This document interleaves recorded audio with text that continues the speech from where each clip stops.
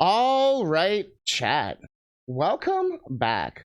We are here with our runner, necrowind1, who's going to be taking it away with Super Mario RPG Armageddon. So let's give a huge round of applause. Thank you so much for joining us.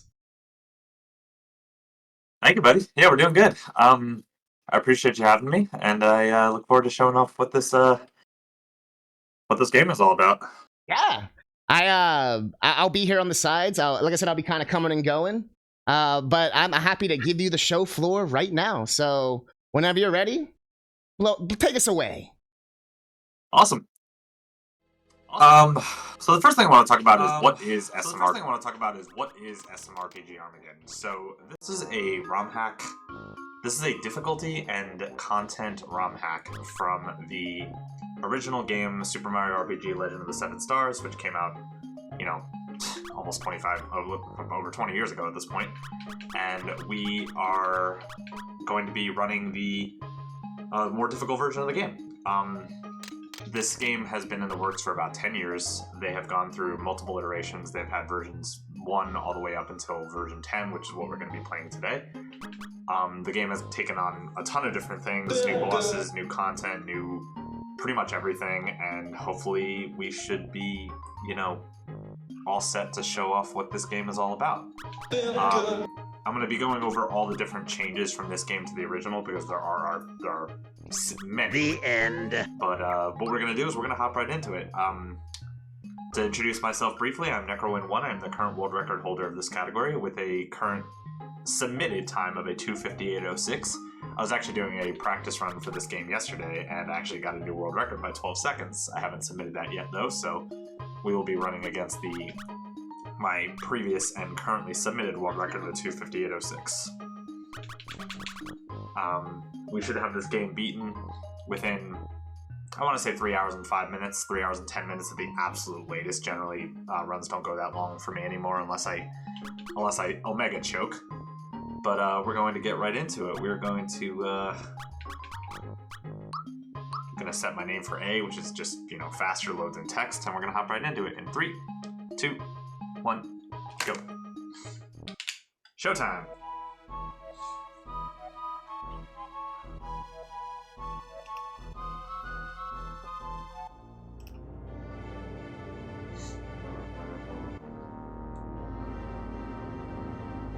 So the first thing you guys are going to notice about this game is I won't be doing it because the tutorial is skippable in this game, but every attack that is single target, so both spells and physical, can be perfect blocked in this game to reduce damage to a total of 25% of its maximum output.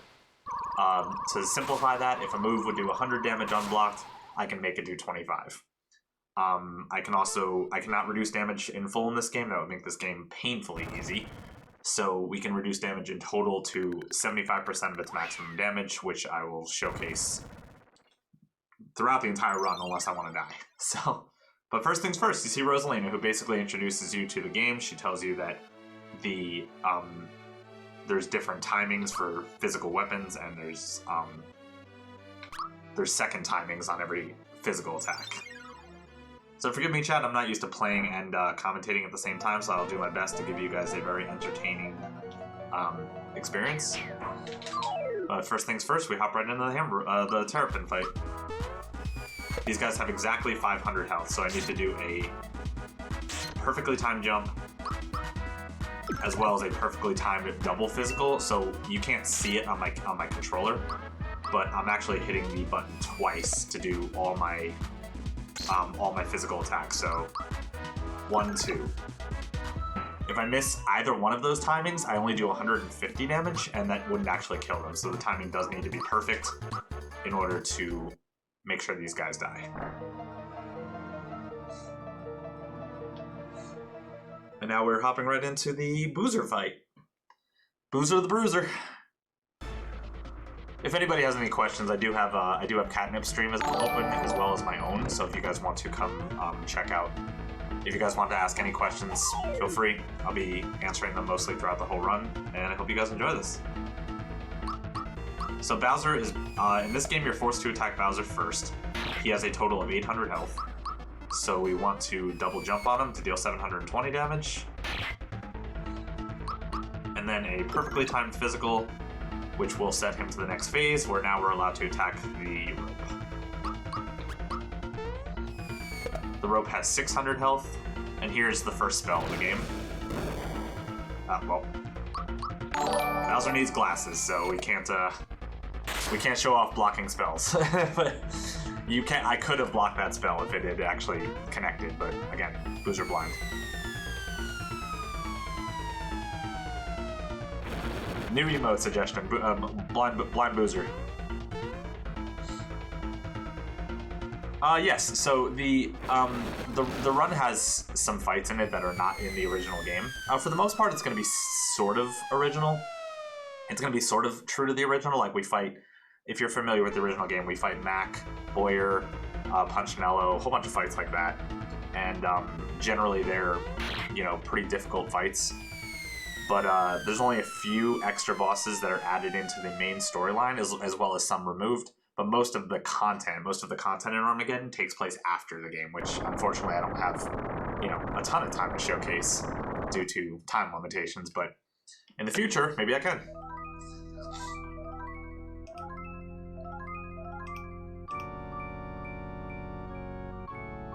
Yeah.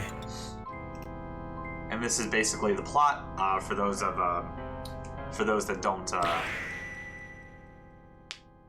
don't know what the original SMRPG plot is about. Basically, this sword pierces through the Star Road. They basically ruin all wishes for people. Like we can't make wishes, we can't wish upon a star and stuff like that because they split the Star Road. So our goal is to find the 7 missing star pieces and restore the Star Road, which allows people to make wishes. At this point, we don't actually know of Smithy's existence. We will in about, I want to say like 45 seconds, where we'll hear his name for the first time.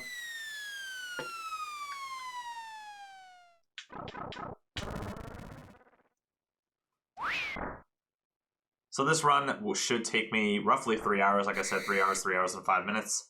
It is a long run, and there are a lot of points at which I can die. This is a very tough game.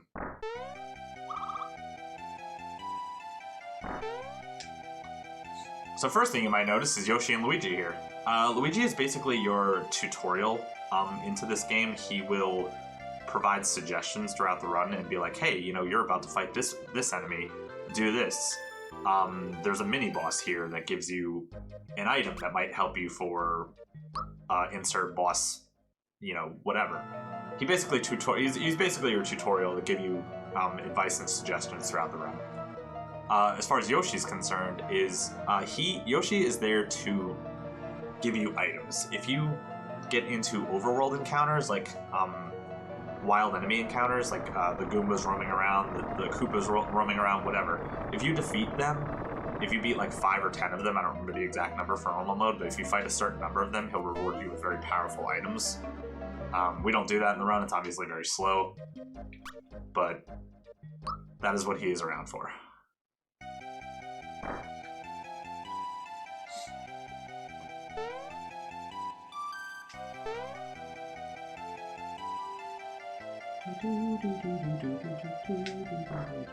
I don't got the musical talent of CATNIP, but I'm still jamming.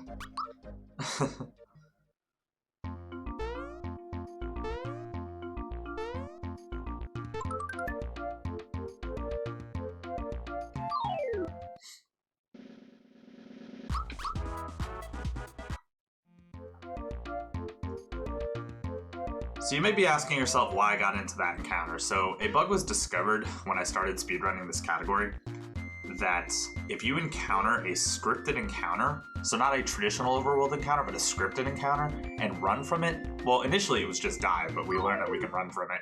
You get rewarded with 255 frog coins, which we will use throughout the run.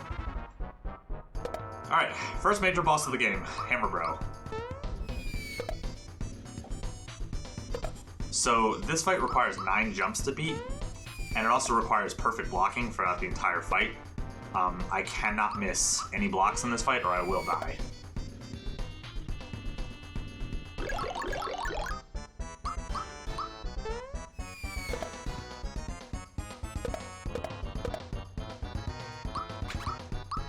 That one always makes me nervous because that one will one-shot me from full health.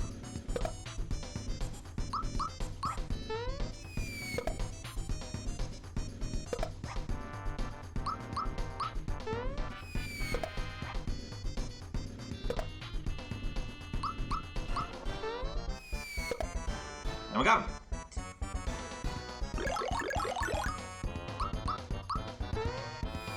GG's.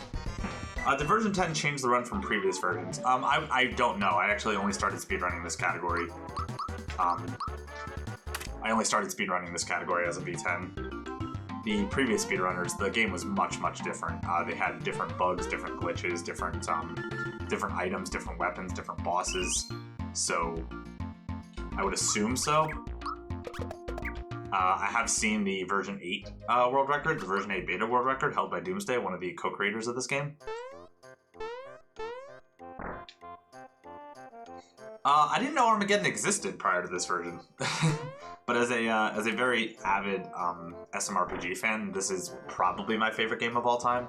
After I played through it for the first time, I thought, I'm like, hey, maybe I could speedrun this. Maybe it's a game that's, you know, speedrunnable and it would be fun. So we're like, hey, you know, let's do it. And I got into it, and with the help of Sony Wrath 11, who's a friend of mine, he's helped me do a lot of routing. Doomsday, one of the co-creators, helped me do some routing, as well as a couple other people. We actually have 6 people on our leaderboard now, which is crazy for a ROM hack. That's unheard of for games that don't like traditionally get speedrun. So I'm very excited at the competition for the competition, and I do assume more people are going to be running it in the future, which I'm very much looking forward to. So.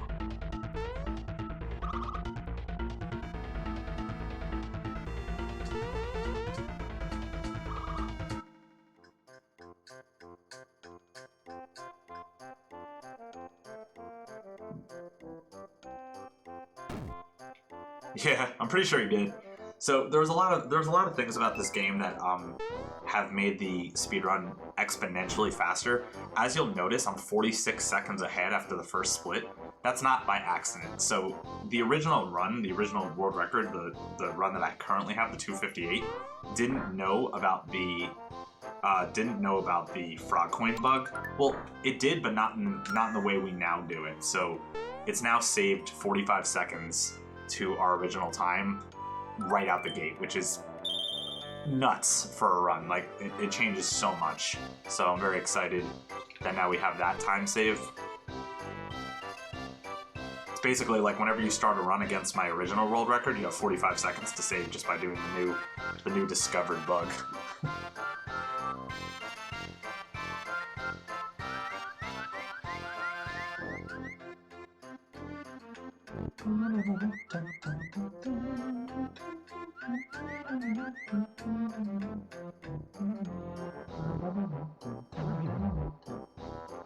That's kind of what got me into speedrunning in the first place. Is I really do enjoy how speedruns never stop evolving. There are constantly new things to be found, even if it's just discrete, like 5-10 second things.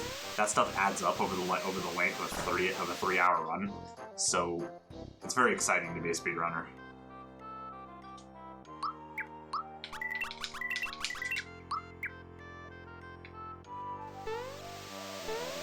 So that menu is to pick up some maple syrup. I did it a little fast, but that picks up a maple syrup, 2 maple syrups, 2 vests, a wristband, and a crest.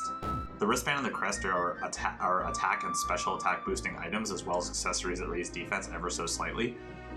And the vests are our first armor of the game, which we need to survive the first boss of the game, the first major boss of the game, Croco.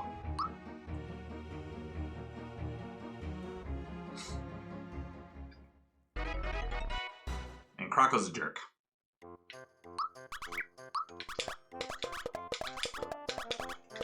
So we're gonna attach those. I'm gonna try to get tech skip. We did not.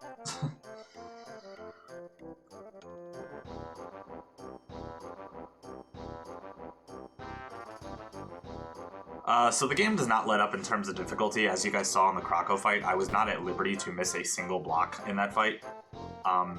If I missed a block on Bro, I died. Like, 100% dead. Same thing with Croco. If Croco physicals me, uses his physical like Claw Slash, and hits me and I don't block, I die. It will be the end of the run. It will be the end of the... I will get a game over. There isn't much in terms of letting up in this run.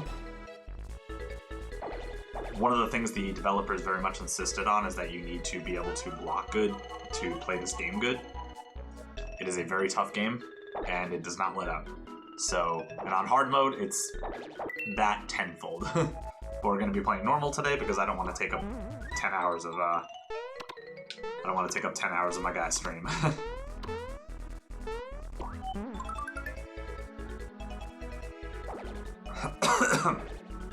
Depends on the attack.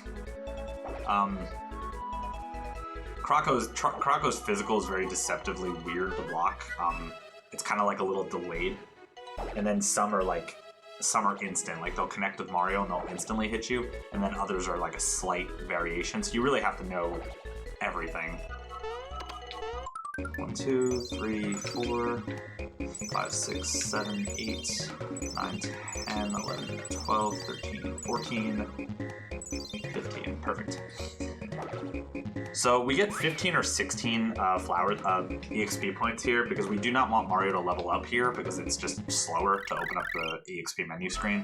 So we get the experience after Krako since we don't actually need it to win this fight.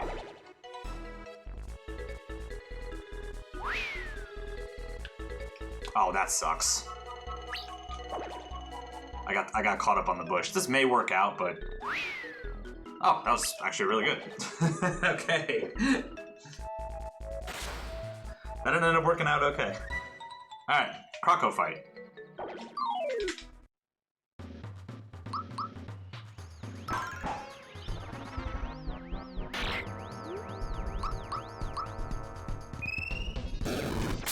So Krako has 9,000 HP. We want Mario to hit on average 1,200 damage on... No, we really want this to hit Mario. Unlucky. So now we get the slow fight.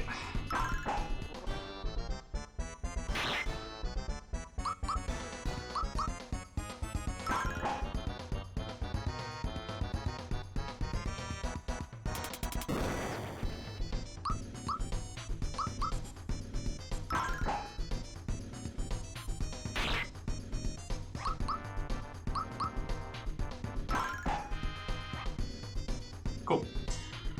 So the way that fight is supposed to go is we're supposed to do 3 hammers, 3 shockers. That'll end the fight. It'll do around 9,900, 9,100 damage, and we'll win the fight that way.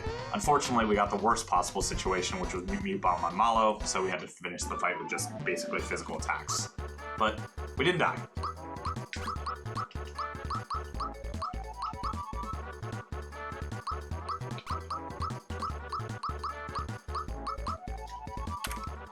If that Sleepy Bomb, by the way, if that Sleepy Bomb had hit Mario, the run potentially could have been over.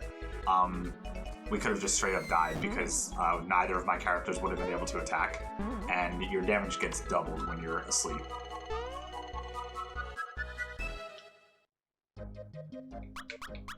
So the run gets easier in the mid-game, so I'll talk about that more when we get there, but the run in the middle of the game, like after Doomcake, gets substantially easier, but it doesn't hold up. It ends up getting a lot harder. I'll showcase that in about an hour.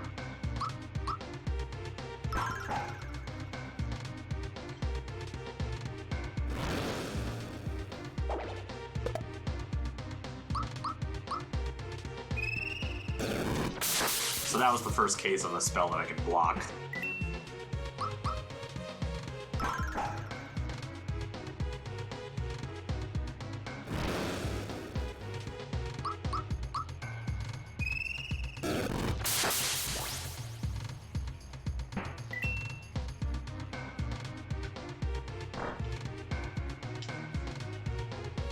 So we're going to talk to Daisy here to get Mario's weapon that will be used for the rest of the game. Yeah. We use the Zap Punch until almost endgame.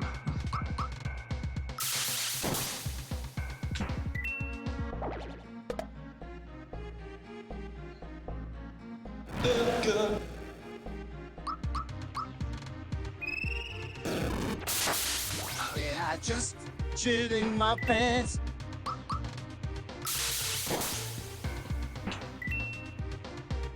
Alright. So we're doing all this to get two very powerful accessories that we're going to be using for pretty much the entire duration of the game.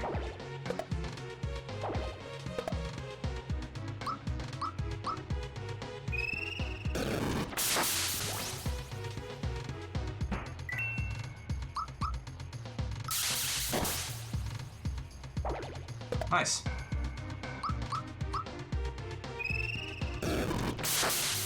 So as it comes as no surprise, we obviously want them to do their bounce attack. Their bounce attack is much, much, much faster than them spamming fire. You actually lose about 3.5 to 4 seconds every single time they fire. I've never actually timed it, but it's pretty close to that. And here we will be getting Peach's question mark, also known as Peach's tampon. Hey, that we will be trying to eat lunch here. That we will be using for pretty much the duration of the run.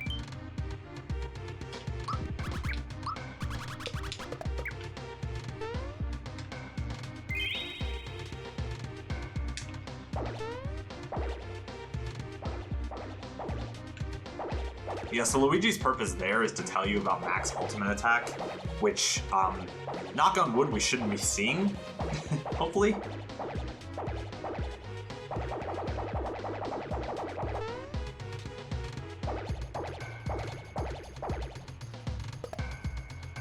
Basically, he tells you if Mac does a charge, like if he does the charge thing, defend, because you'll die. Which you will. If you get to this fight and you don't defend Sword Rain, it auto kills your party, 100%, regardless of what equipment you're wearing at this point. Unless you're like 4 levels higher than I am, then you might survive it, but I don't remember. So this is the hardest fight in the early game, by far. So I'm gonna be quiet for a little bit.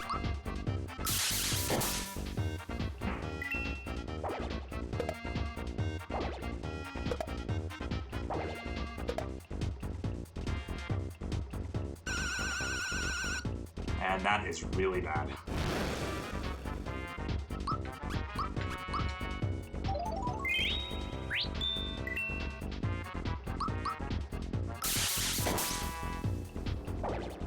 Yeah. We might actually be dead here.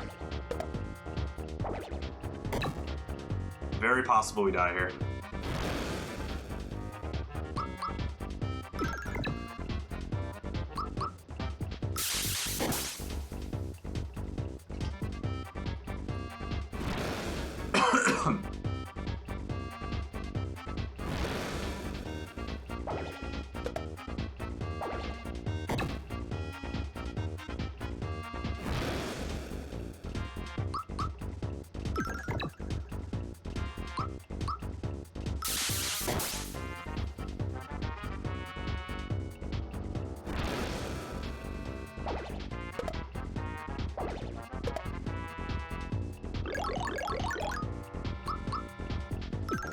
This might be it.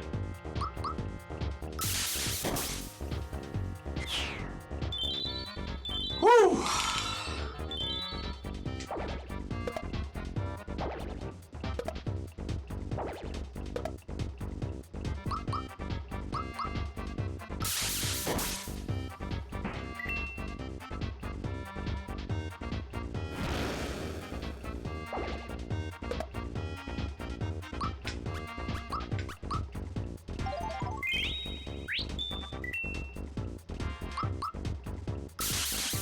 So again, Malo getting muted screwed up the way the fight's supposed to go, drastically.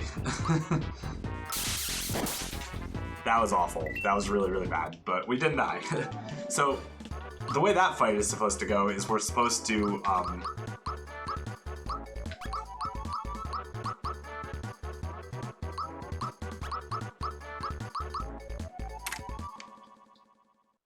and I actually just leveled up Mario's physical, which makes things very awkward for the rest of the run. So the way that fight is supposed to go is Malo's supposed to shocker Mac because he's weak to thunder. We're supposed to take out a second one of the bodyguards. I'm not supposed to have to heal at all, but I did, and we just got a really, really, really bad Mac fight there, but we got through it.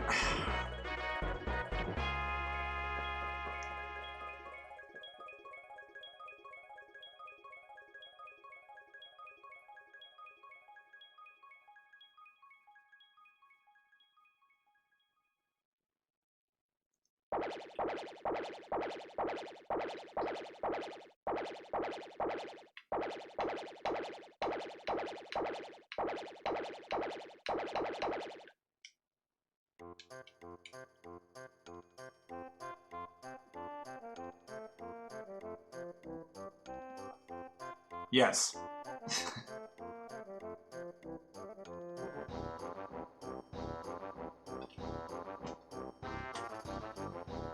Yes, it is.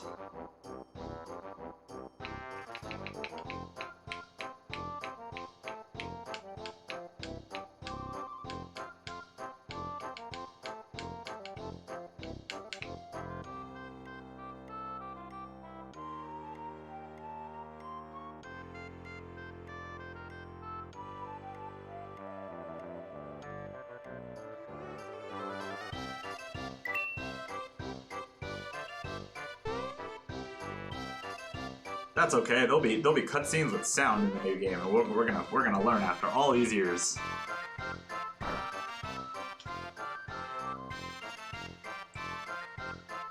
So I'll be honest with you guys, I have no idea what's gonna happen for the rest of this run.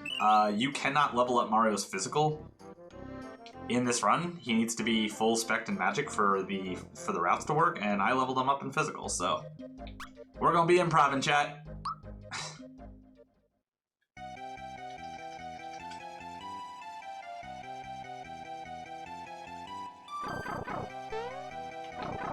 Should be fun.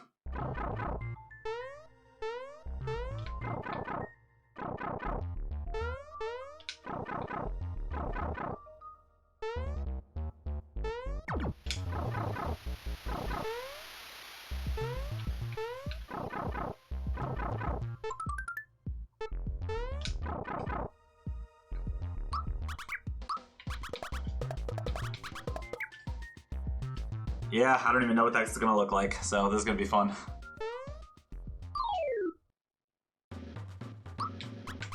Oh. Oh yeah, I had to use 2 mushrooms, that's right.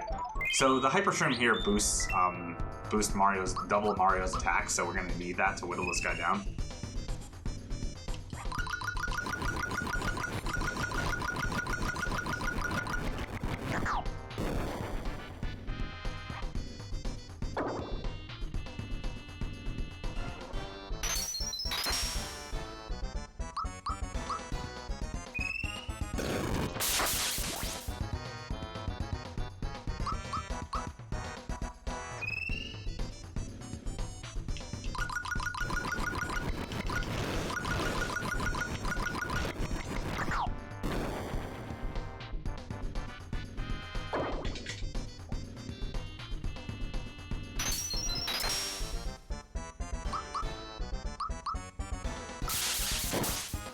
Alright, so the way that fight is supposed to go, again, is Mario does enough damage if I didn't level up the physical to two-shot him, and he wouldn't have gotten a second turn, but...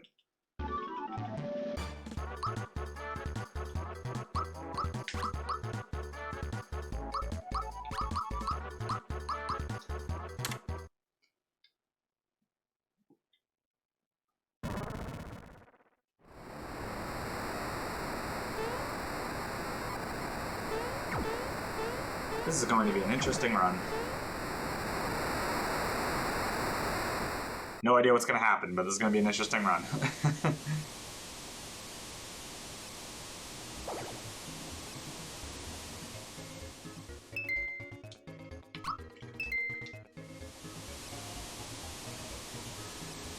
Hey, man!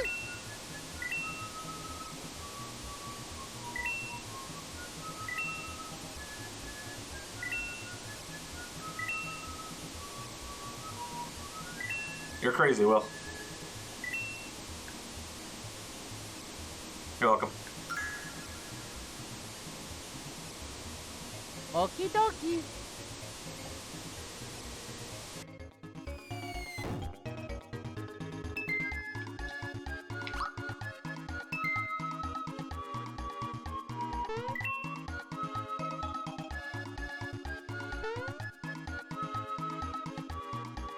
Unfortunately, by the time you get to Star Hill, you have the orbs, and we don't use Mario's special anymore.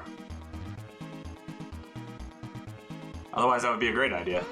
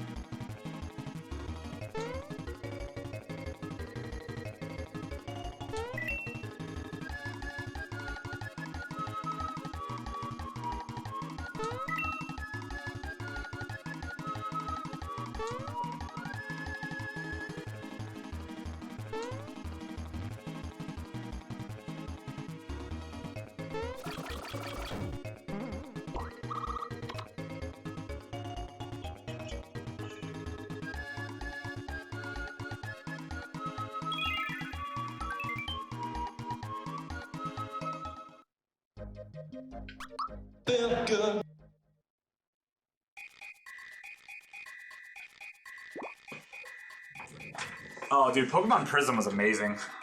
I love that game.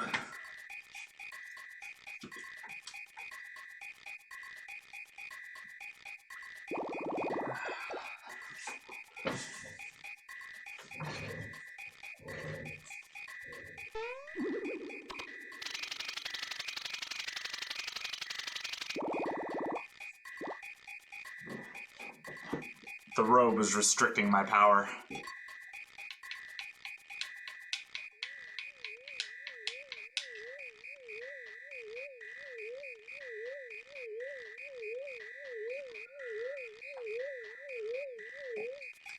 So funny enough, Armageddon was actually my first ROM hack. I never got into ROM hacks because, truth be told, I thought ROM hacks were kind of just like mediocre versions of like actual games. Obviously, I was very misinformed, but I never really got into playing ROM hacks. But since I got exposed to Armageddon and played through this game, I discovered that some ROM hacks are better than company-made games. My favorite Pokemon ROM hack by far is Pokemon Unbound. I think Pokemon Unbound is a masterpiece in every conceivable way.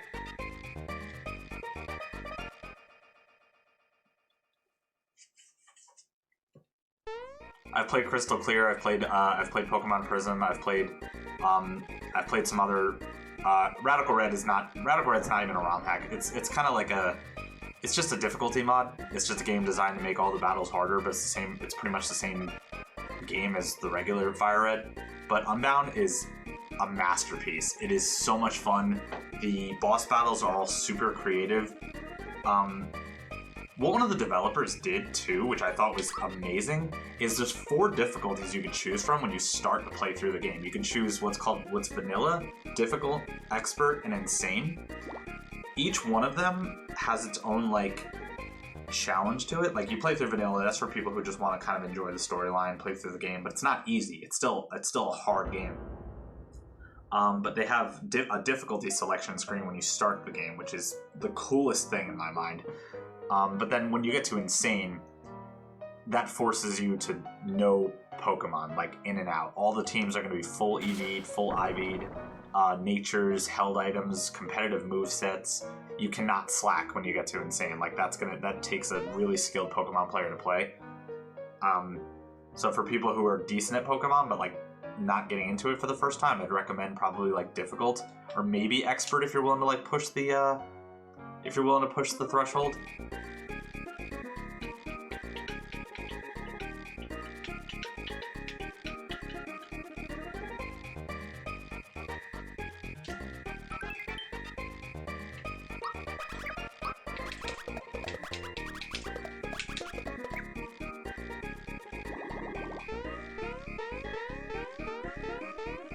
But anyway, back to this game. We are going to pick up some. We're gonna pick up some healing items real fast, and we're gonna press on.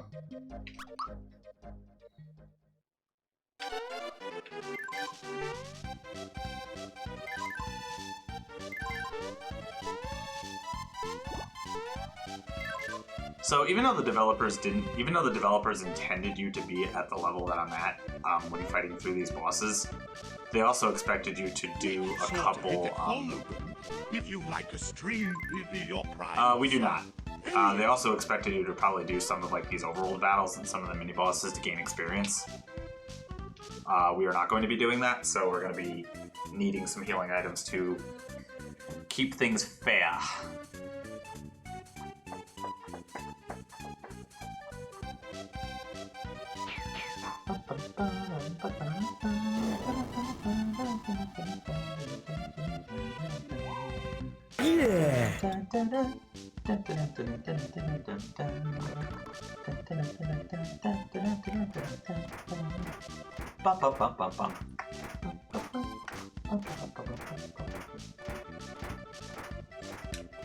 There is.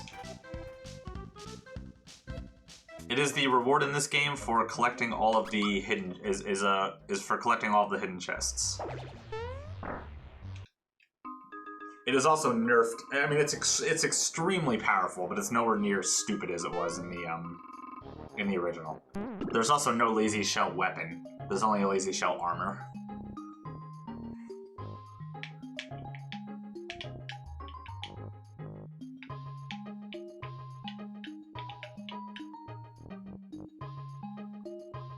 You know, it's actually not too early to talk about that because Mario's about to get shot in his.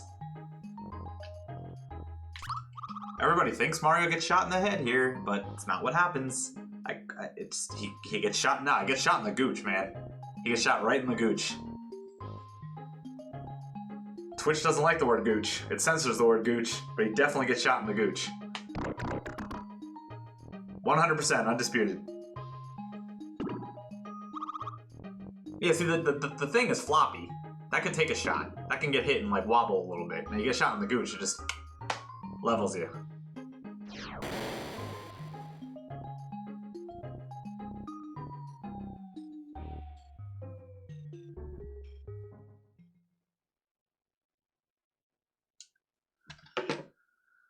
Alright, and this is what I affectionately like to call the Pinot break of the run.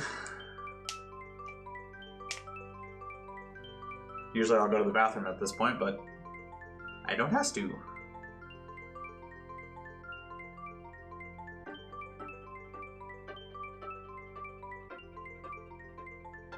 Will, I have no idea what I'm gonna do.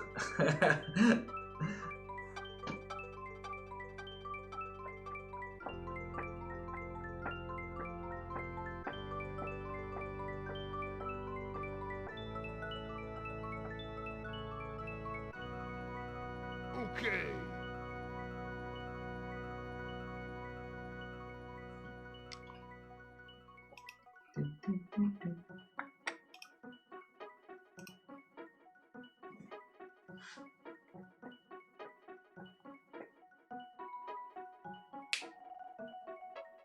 I know, you're supposed to help.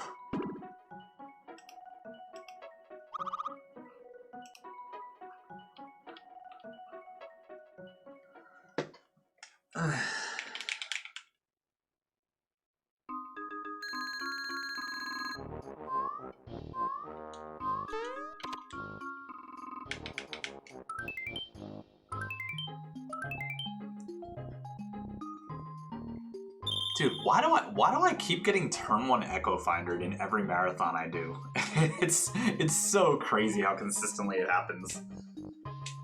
This is the third time I've done a marathon, and it's the third time I've had to deal with turn 1 Echo Finder. It's like the game's trying to test my knowledge of the game, but doesn't let me do the fun strats.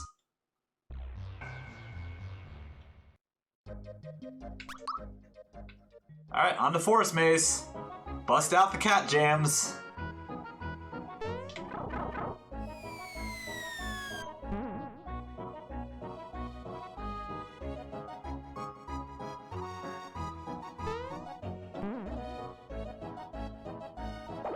Oh, it's my pleasure.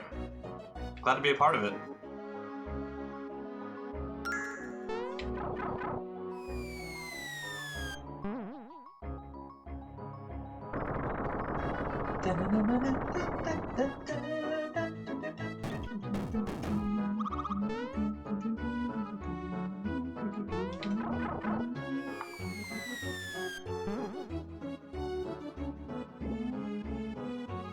Nice.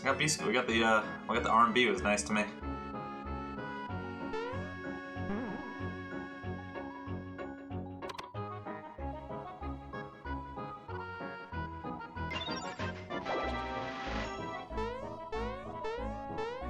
What am I doing? Oh my god. That was all my fault.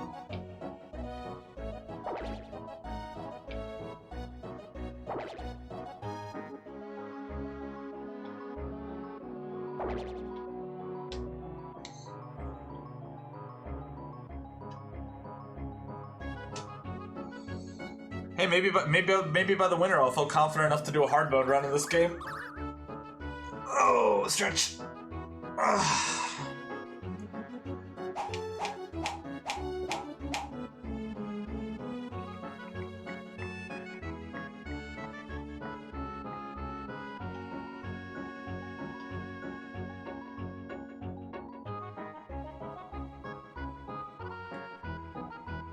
I know the thing. I know I can do it though. Like it's not something that's impossible. I know I can do it. I just wouldn't even know where to set the. I wouldn't even know where to set the estimate for. Like the world record for hard is under 4 hours. So, but probably like 4:45, maybe like probably like 4 hours and 45 minutes because there's so much variance in hard mode.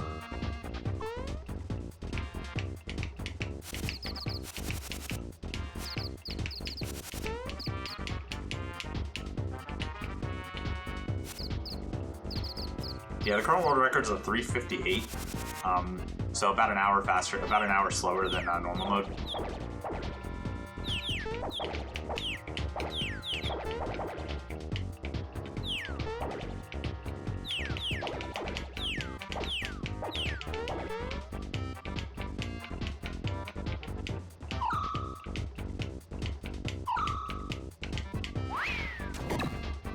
Sure you can.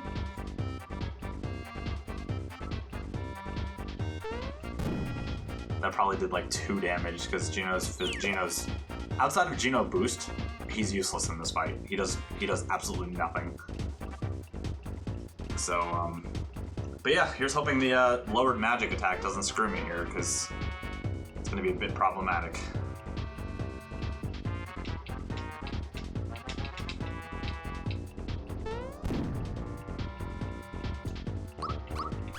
One of the hardest fights in the game. Here we go. Hey, I'm trying to eat lunch here.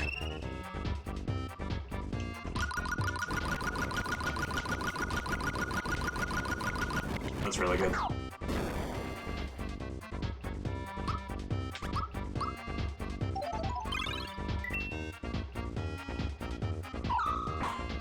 Nice.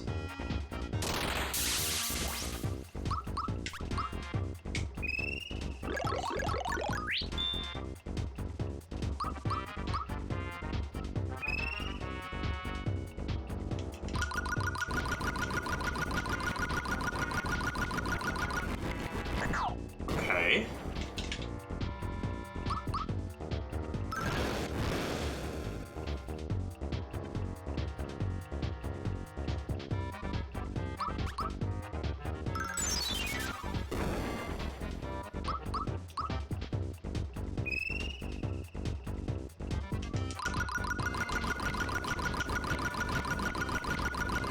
Let's go. Woo! That was 3 perfect fire orbs. Unlucky.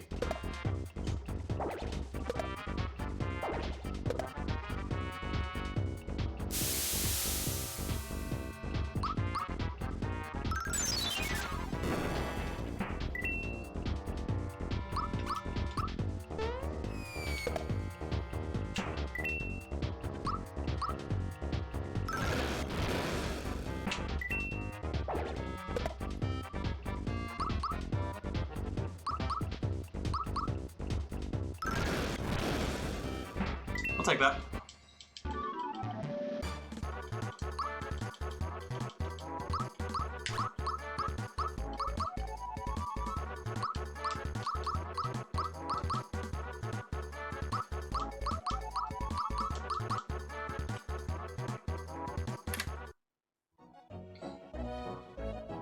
Whew.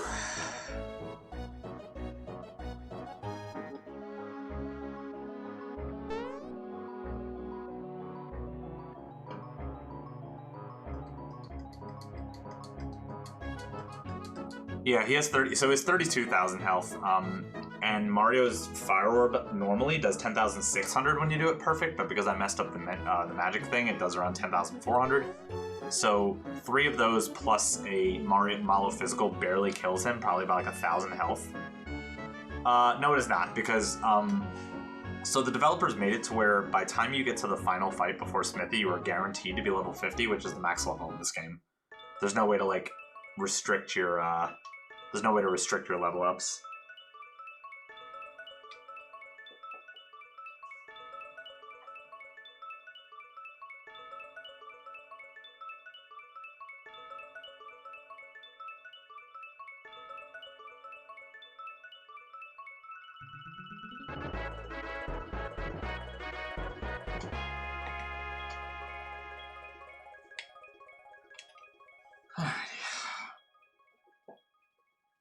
That was an awesome fight, though.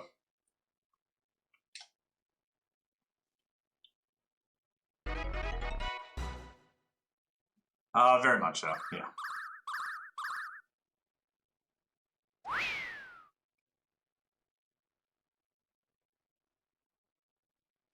We have to be very specific levels for very specific fights, which I do abuse throughout the run, so yeah.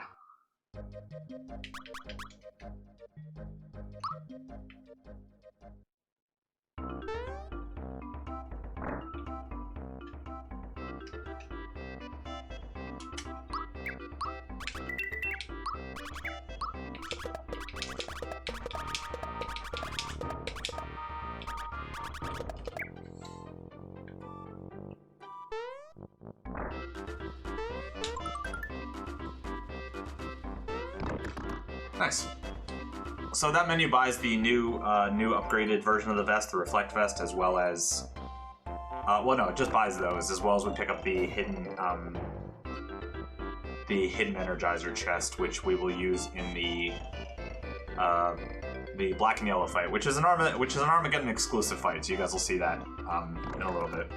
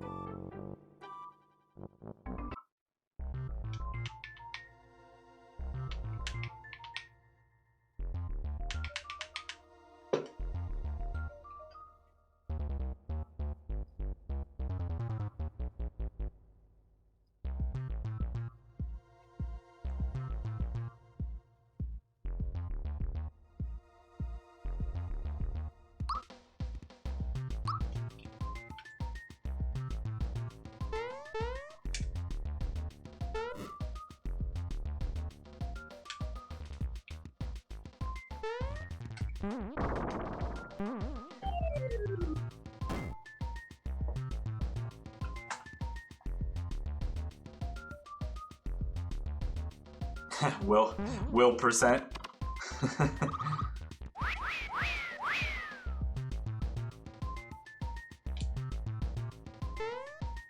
Yeah, DK's a little mean. He made some fights in this game mandatory. Not mandatory. Like, you could run from them, but there's some fights that some encounters that he forces because he's mean.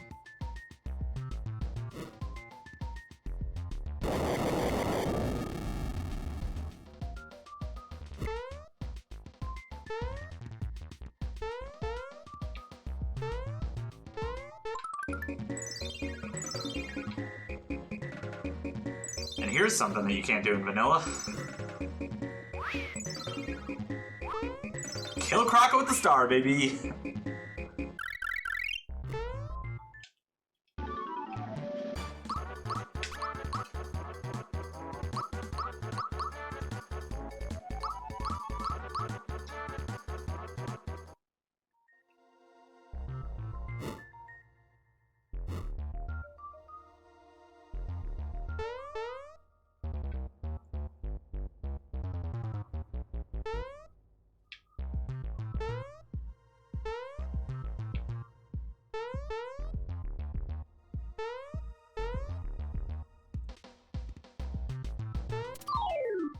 Alright, on to Punchinello. This is the scariest fight now because I don't have the magic attack to kill him, so we're gonna have to figure something out.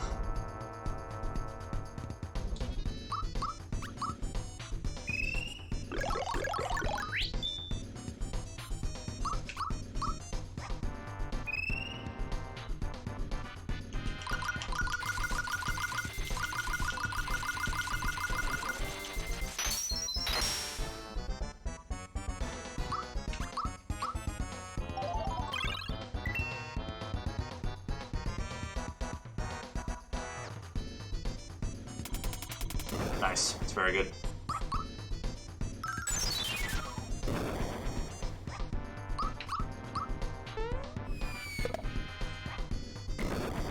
Phase 2.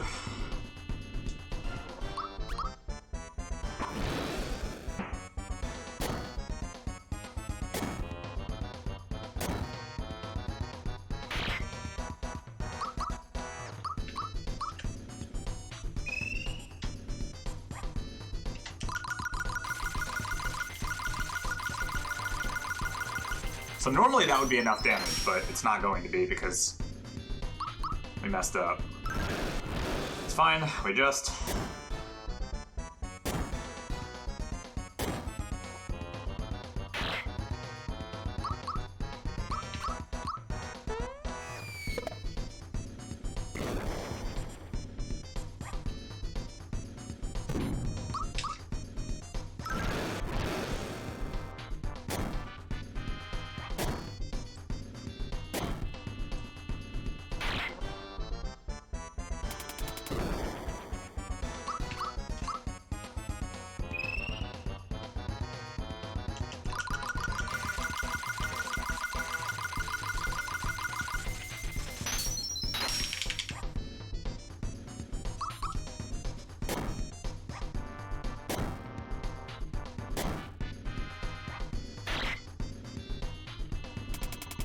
Honestly, that was pretty damn good.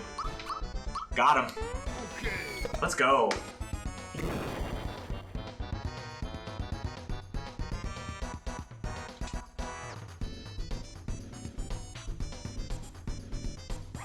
Woo!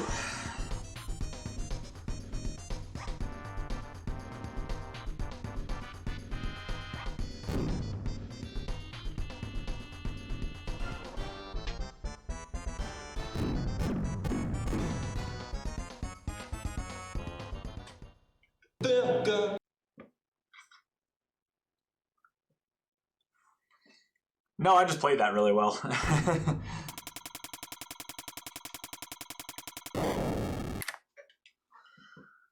Let's go. Whew. That fight I was super nervous about because the damage that I was doing wasn't the damage that I normally do, so I had to adjust. So he has 18,000 HP in each phase. Yeah. Mario's Ice Orb usually does 13,800 doing perfectly and 13,400 not. So 13,400 plus 4,600 is 18,000 exactly. So dropping one orb on Mario's Ice Orbs, which by the way is extremely tough. So if Vanilla's gatekeeping is super jumping, Armageddon's gatekeeping is orbs. You need to be able to do good orbs to survive this run. It's absolutely mandatory. There are so many fights, Boyer, Belome, Punchinello, some fights in endgame that absolutely require you to do perfect orb. And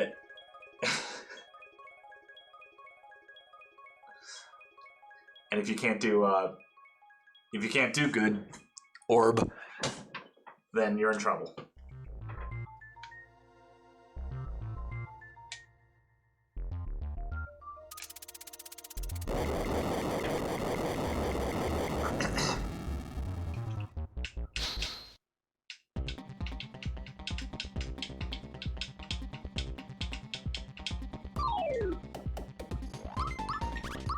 See, we're having fun. Oh, and we just completely threw the run. Let's go. I got double tapped.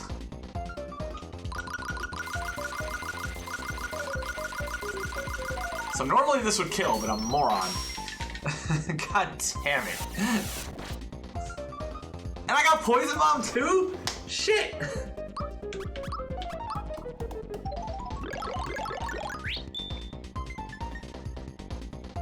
Oh no, dude, not Grinder. What do I even do now?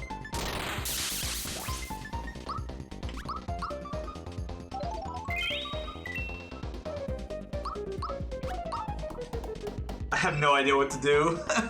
No.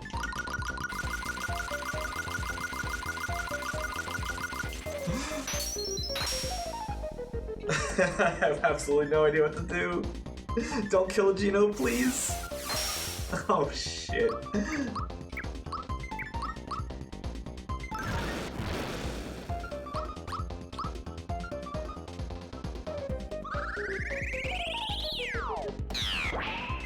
We might be dead here, chat.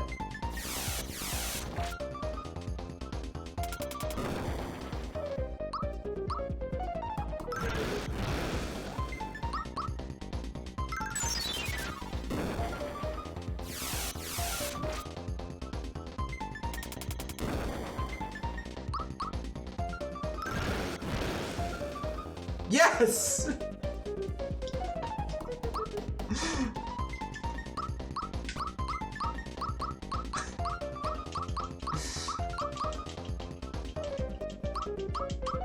This run is so off the rails. Oh my god.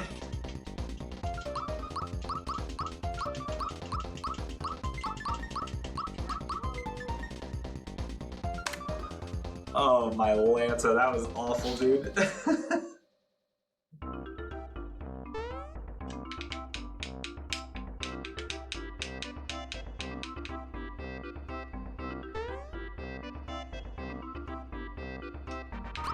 So that fight, again, if I did it right, I was supposed to boost Mario and one-shot Accent Yellow, and then we would have actually gotten the perfect fight, which would have been fine. But I got a double tap in it.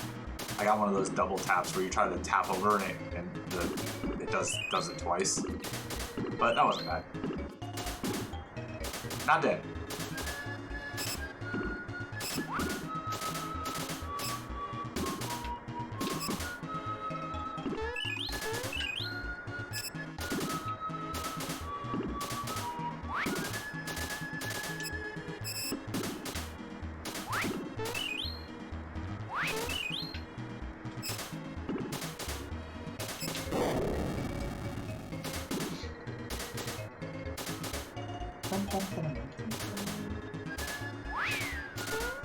Can we get a sub 2?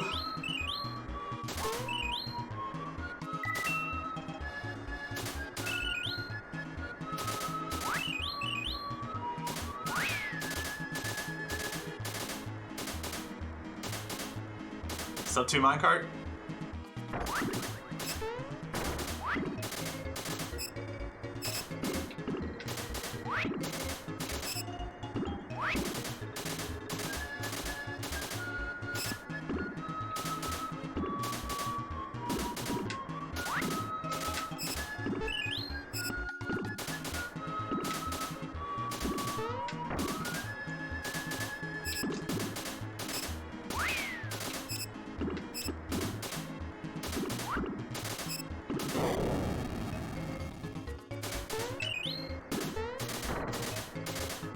That might have costed me, but oh, that definitely costed me.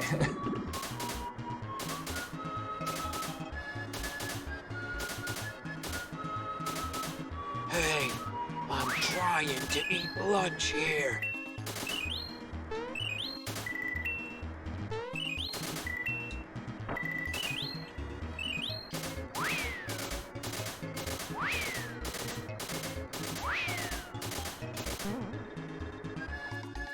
We were close.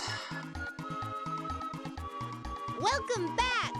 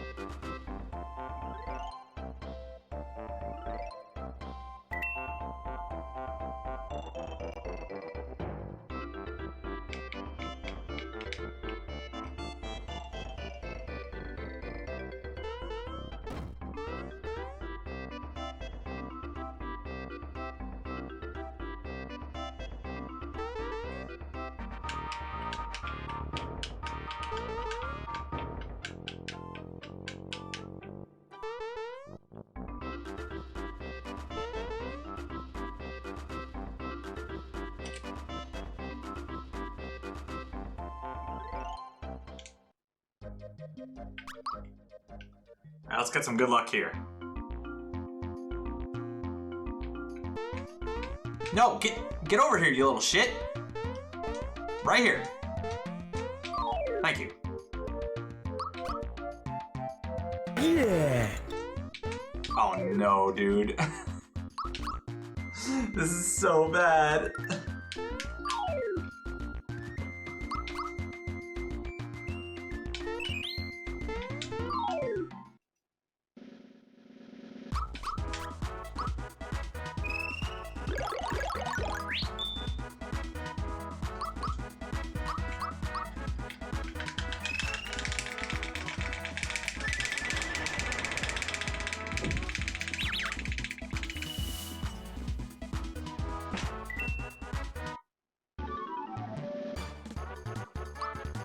Nah, I got you. I got you.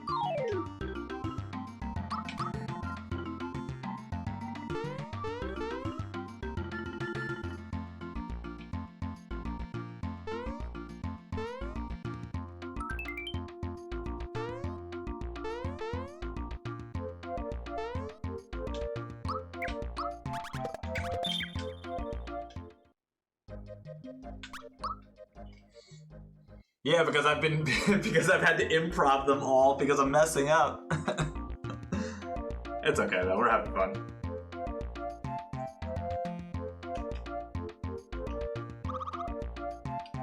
It does.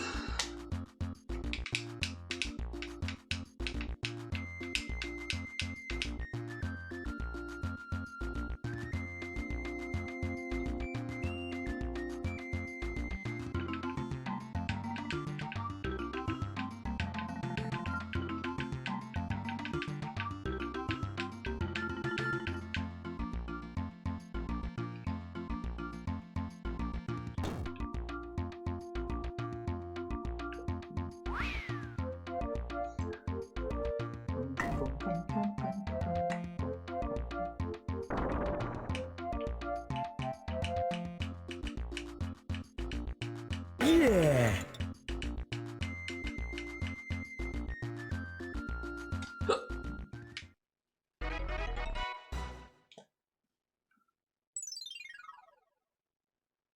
So Rosalina's here basically to tell you that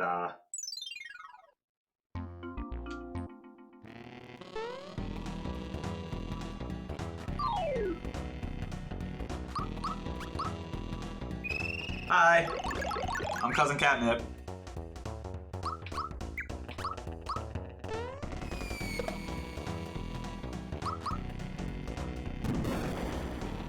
Just better looking and a lot less hairy. I'm just kidding, I'm just kidding.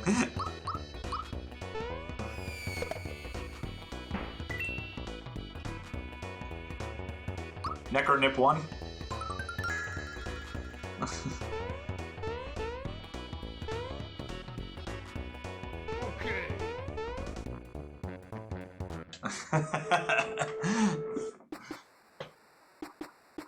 Or Cousin Crow. Cousin Crow actually sounds kind of dope. Cousin Crow one?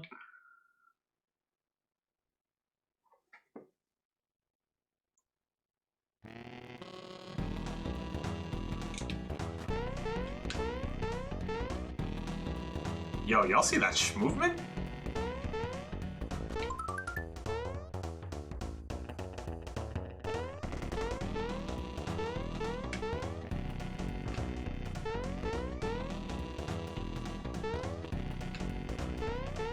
I just shit in my pants.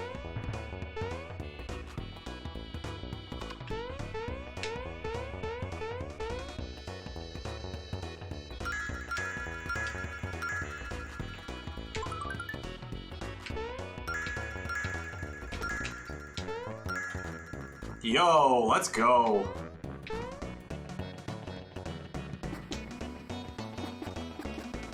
Zero encounter tower? That was kind of nice. It's a shame this run sucks, but we're doing okay.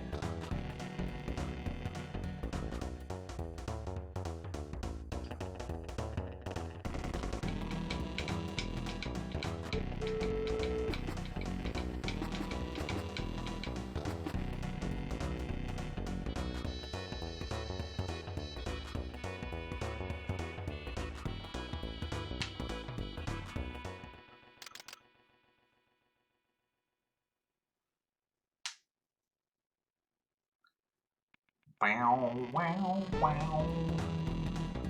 Bow. Bow.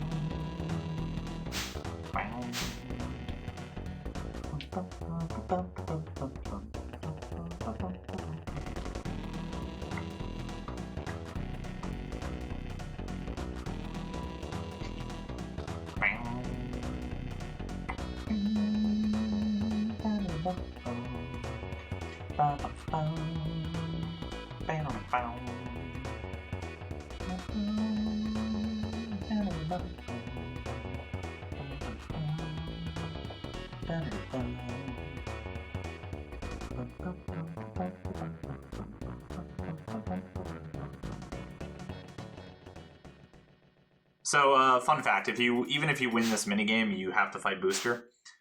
They made this fight mandatory, so we just lose the minigame because it's faster.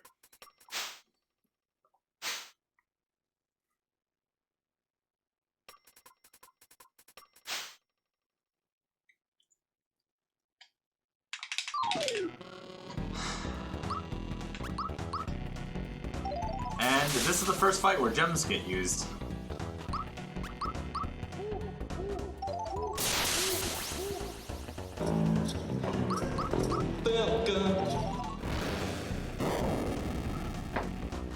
See ya.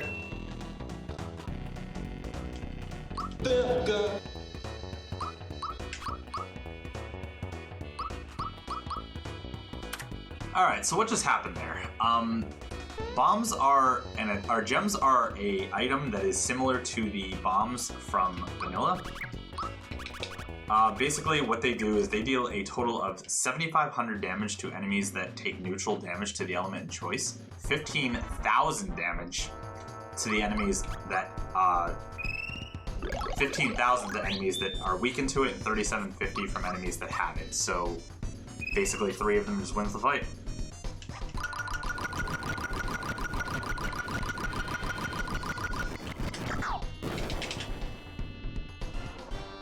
So for those that don't know, these orbs I'm doing is extremely difficult.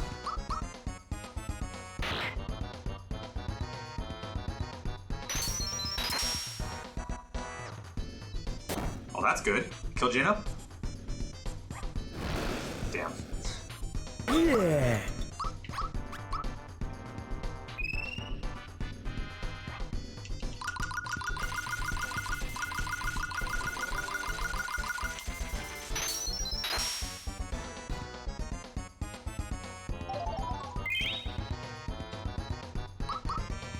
Yeah.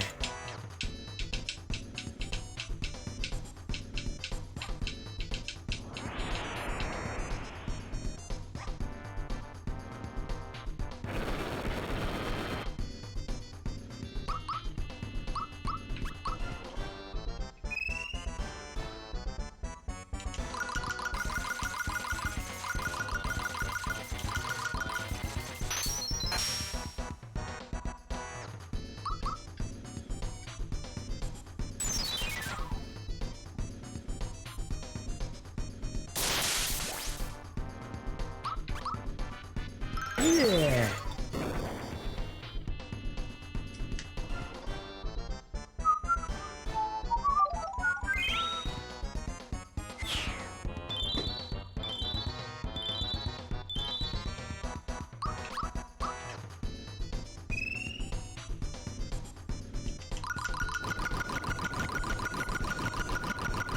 Let's go.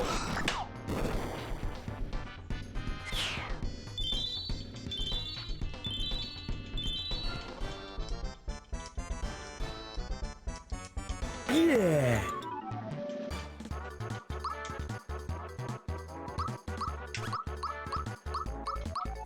Alright, chat, how many flowers are we gonna get on Booster Hill? Call your predictions out.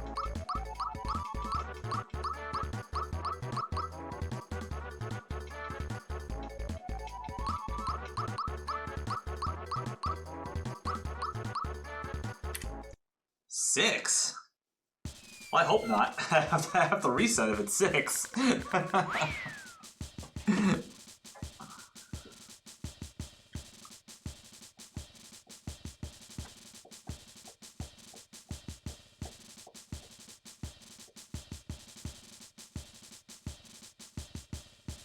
That'd be nice.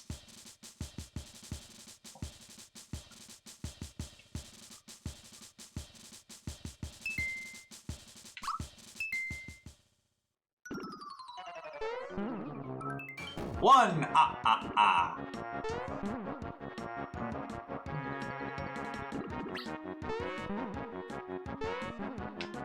Two! Make sure to hit the follow if you like a stream. Sheet.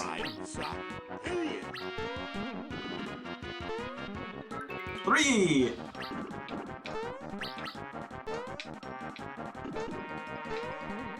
Four!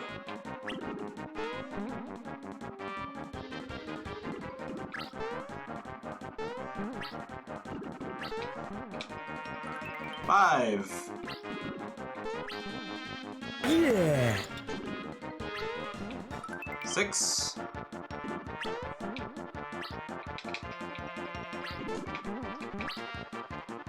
Seven!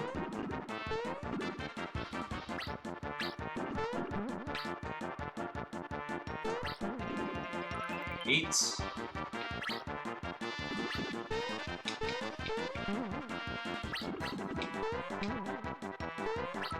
Nine!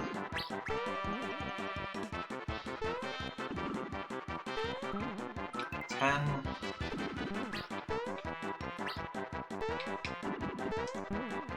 11,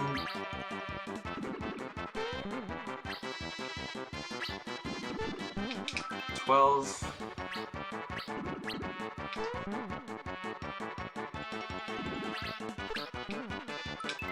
13, Yeah. 14, let's go! Whew.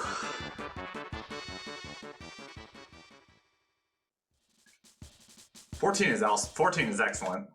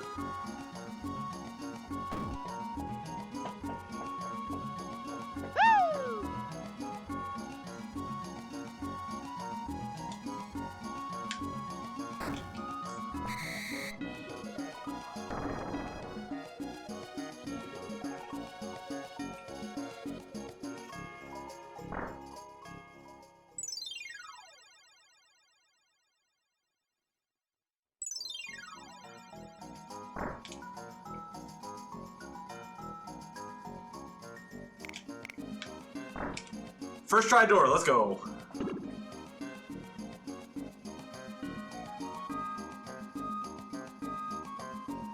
Save? We don't save. What kind of run do you think this is?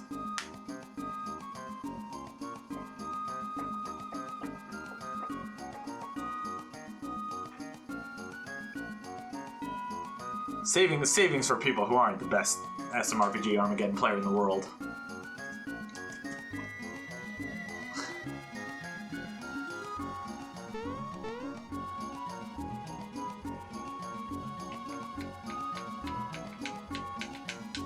So, fun fact: if you die to this fight, this is the only fight in the main game, in the speedrun, that if you die to, kicks you back to the start of the game.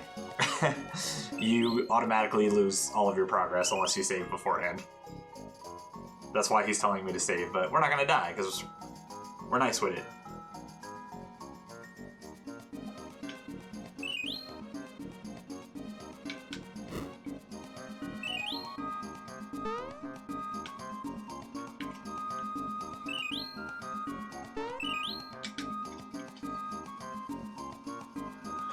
Whew, alright. Come, darkness.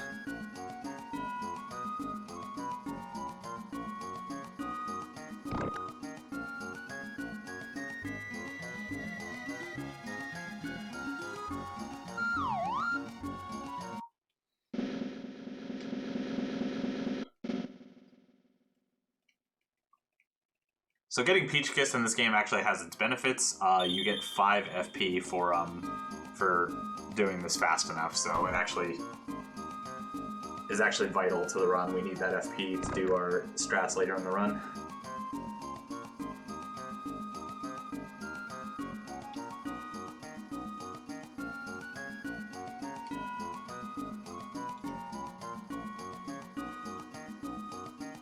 Kingdom Hearts, fill me with the power of darkness.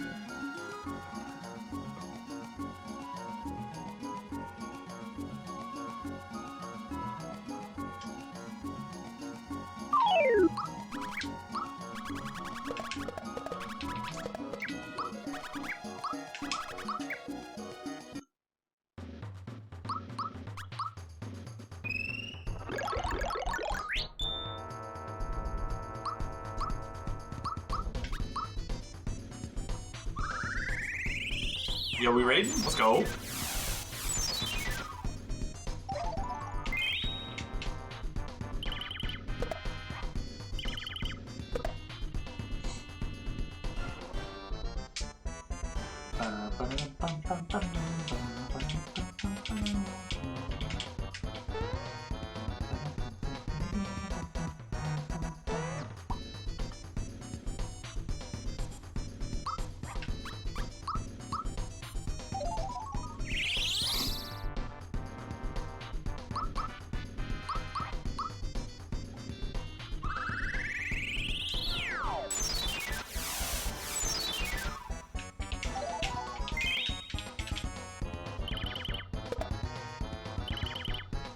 Oh, we're going for it. We gotta go for it. We got no needles. Oh, goodness. This is stupid. Someone stop me.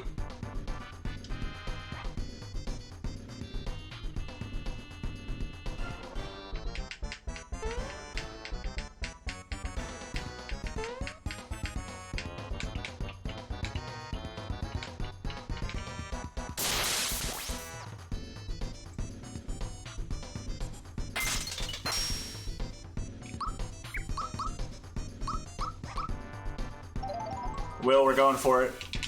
We gotta go for it. I have a chance at heelless. I haven't gotten heelless cake in ages. We might be throwing the run. I don't care.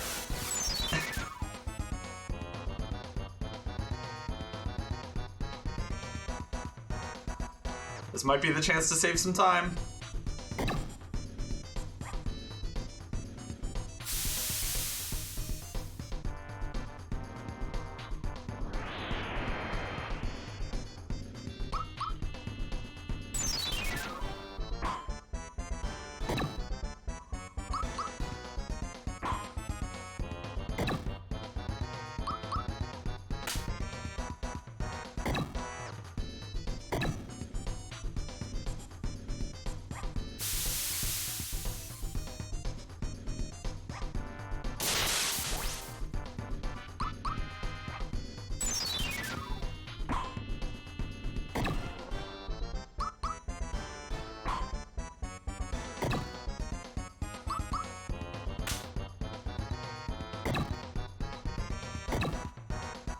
Yo, let's go, dude.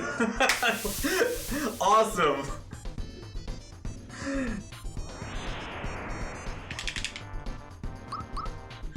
Yo, I haven't gotten heelless cake in a hot minute. That's crazy.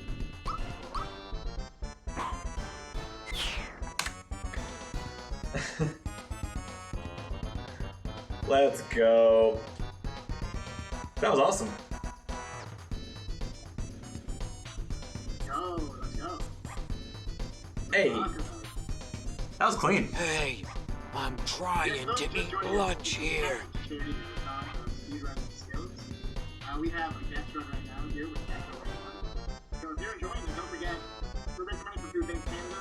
You can donate at any point. And if you enjoy necrowind1, go check them out. Go give a thing. And thanks for doing this. Yeah, dude, we're having fun. We are punting like an NFL pro, but we're doing all right. The fact that we're only 25 seconds behind my current world record is pretty wild, considering this run has been This run has been pretty shapoopy.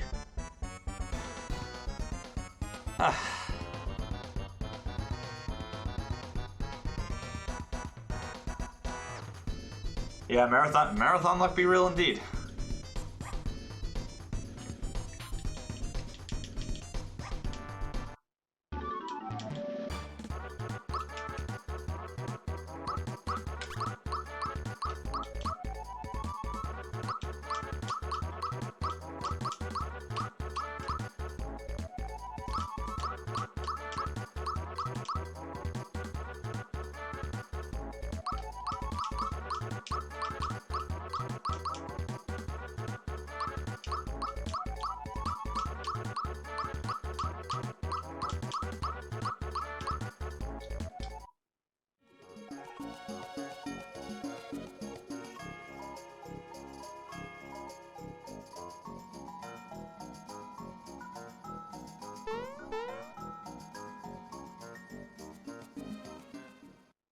Yeah, but for those of you that are just joining us, I am necrowind1. I'm the current world record holder of SMRPG Armageddon version 10, normal and hard %. But today we are running normal mode, and we are doing a marathon run, so it's actually looking pretty high, honestly. This is not the worst run I've ever done, by far.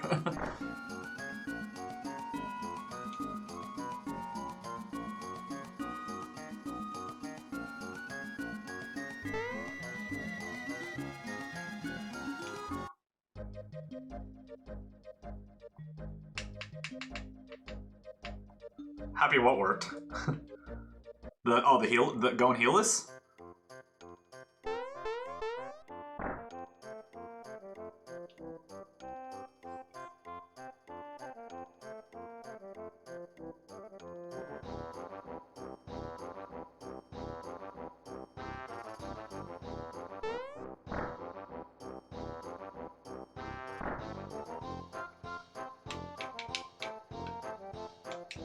We actually got so stupid lucky to do that. Like, if he poison breath Malo at any...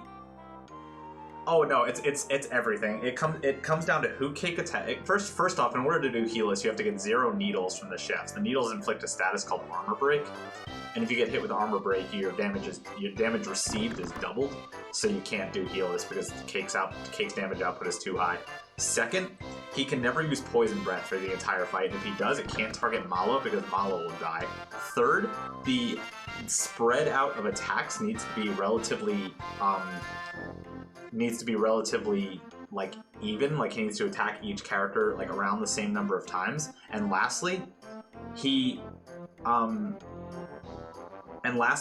need to get some misses. You need to get a couple like 10% misses to make sure that the damage output isn't that high. So it's a combination of a million different things that makes healless pretty much, whenever you get the chance to do it, I couldn't pass it up. I haven't done healless in forever. Yeah. Plus, oh, another small detail, you can't miss any blocks for the entire fight. And you get attacked about 15 to 20 times in that fight.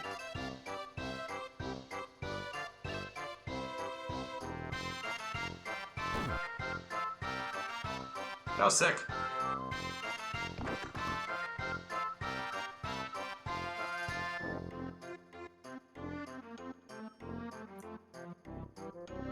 Alright, ladies and gentlemen, boys and girls, children of all ages, welcome to Armageddon. We are now in the mid-game portion of the game, and this is where the game, battle-wise, gets extremely, extremely easy.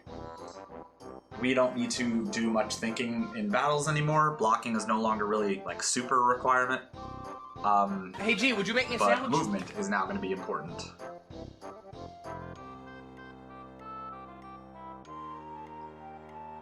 So now we're gonna kick our legs up.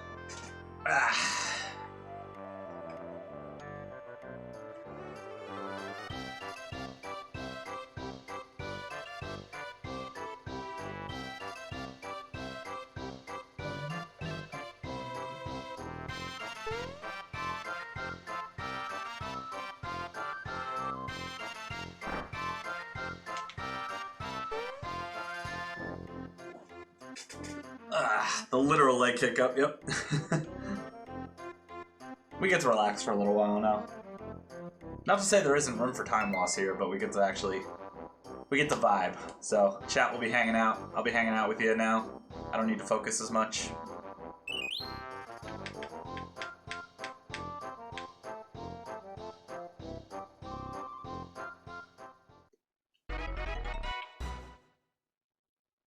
No, it was not. My first ever game was Earthbound.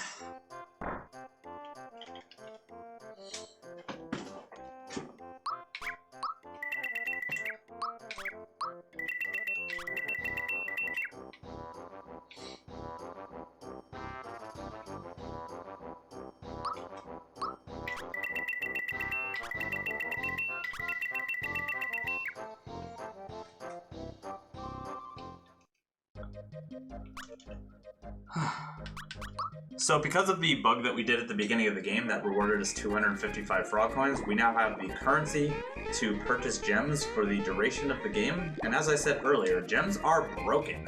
They inflict 15,000 damage, which is on par with damage that I could deal with an item to any enemy that weakens the element that I use, and you will be seeing that for the next probably 40 minutes or so.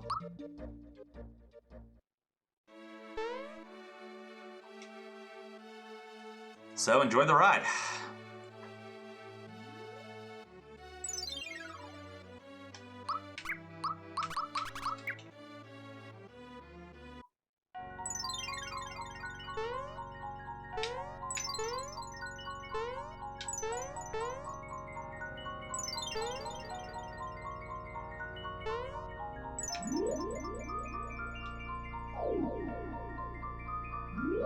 Hey, let's see what's going on.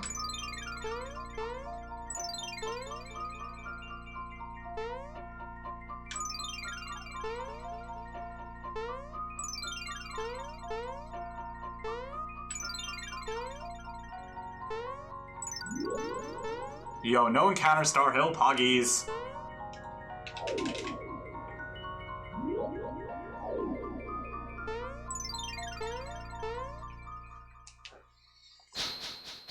Axum Black and Axum Pink, here we are. So this star is guarded by a boss battle, but unfortunately these guys will not pose a problem like the other Axums did. So we're gonna Fire Gem, which is gonna deal 15,000 damage to Axum Blue and 3750 to Pink. Gonna come over to Thunder Gems. We're going to zap Axum Pink for 15,000 because she's weak to Thunder. And then throw one more Thunder Gem to finish off Axum Blue. And that's it.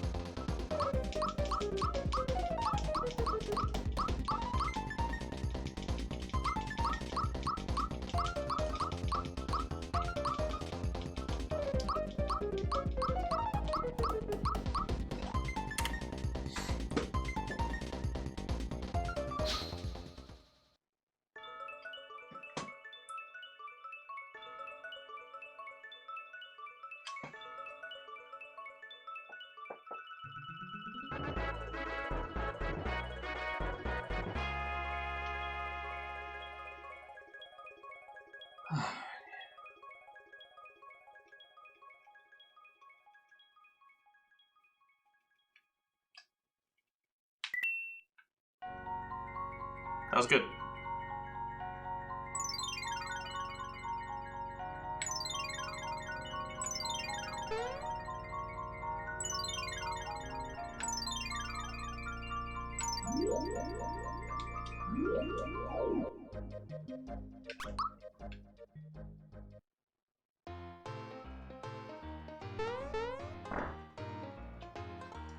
Yeah, right.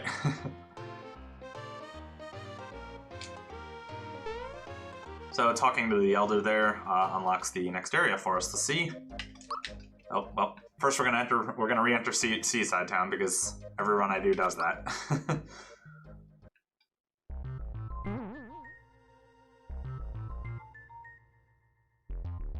Because it's a cat jam. Yes, sir.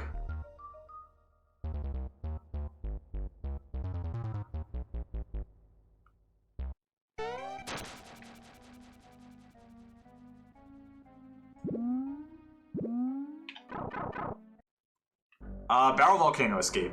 Easy.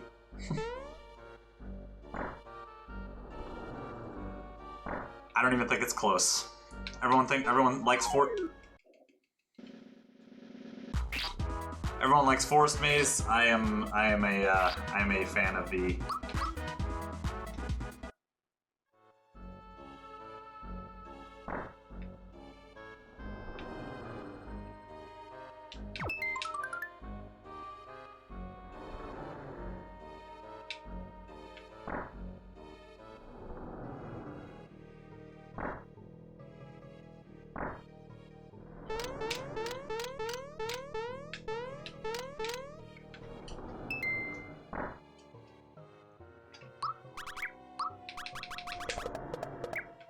Yeah, I know. It loses so much time when the enemy's faster than me.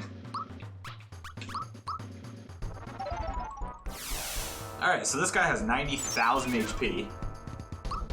But we're gonna make quick work of him. We're just gonna use 6 holy gems and that's gonna be it.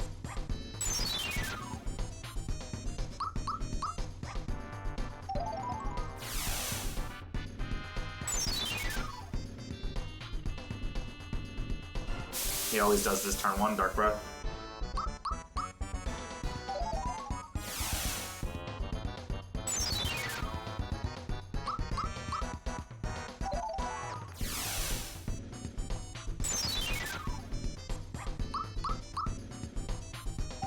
And this is why I said we don't really need to worry, because unless your finger slips off the button or something, it is literally impossible to die to these fights.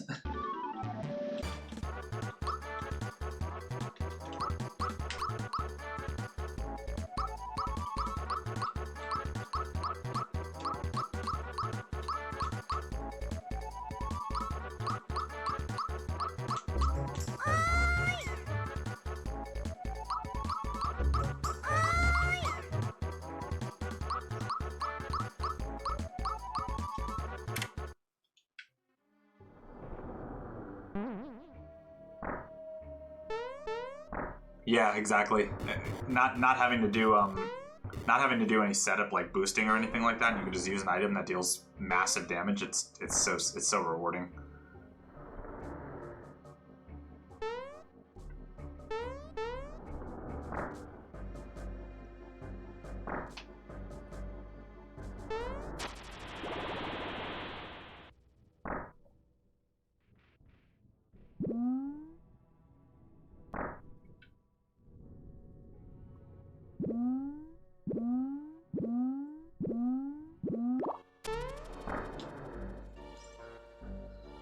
Alright, so these guys are fishies.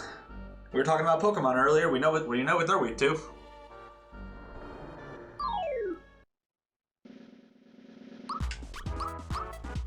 Zap.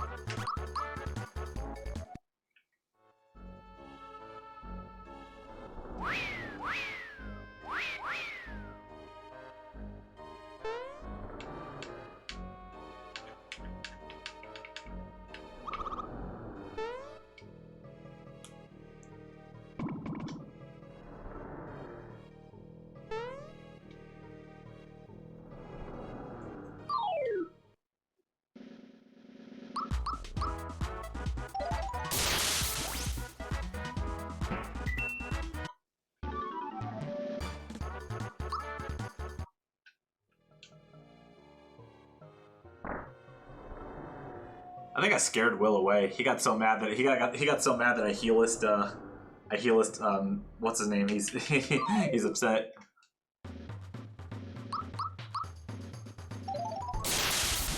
He's like, I can't even beat Cake and you heal his Cake. You're a jerk. Zap.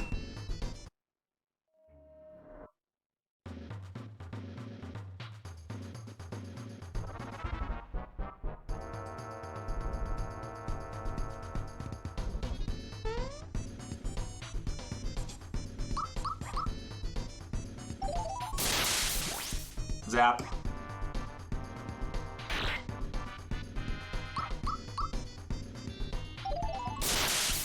Zap. Hey, we win.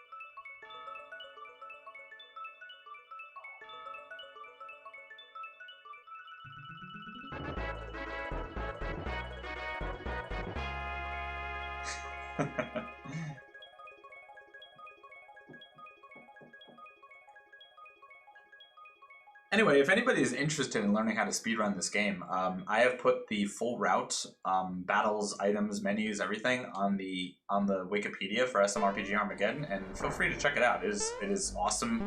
I really do enjoy the run. I think it's a lot of fun. With that being said, it is time to focus.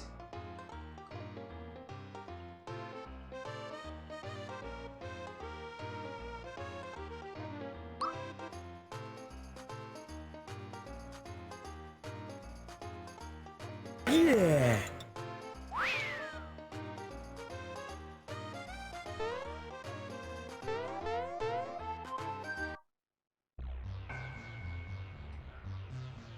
Alright guys, wish me luck. Skill issue.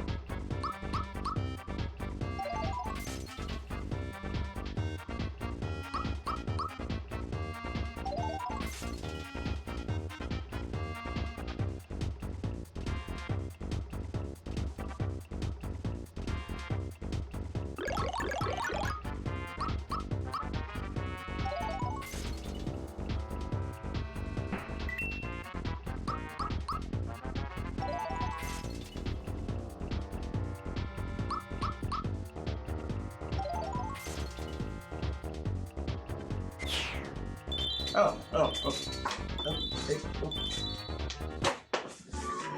we did it!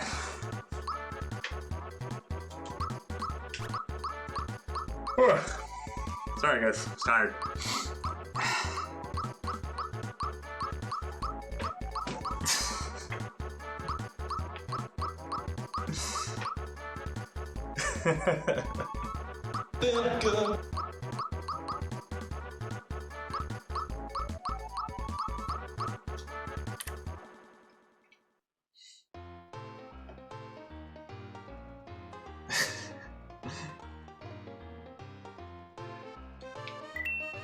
Hard fight.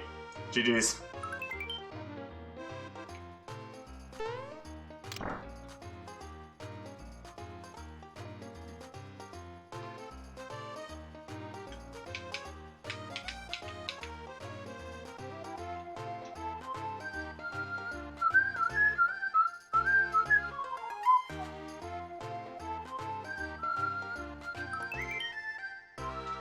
Nah, I think Doom expected me to break that one.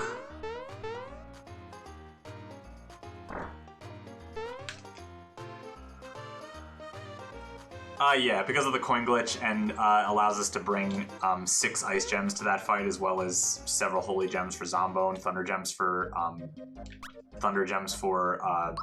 Johnny, so on and so forth. Basically, it just breaks the game being able to have the frog coins to buy all the broken stuff. You can do that normally without the glitch, but you have to pick up all the frog coins manually, which takes a while.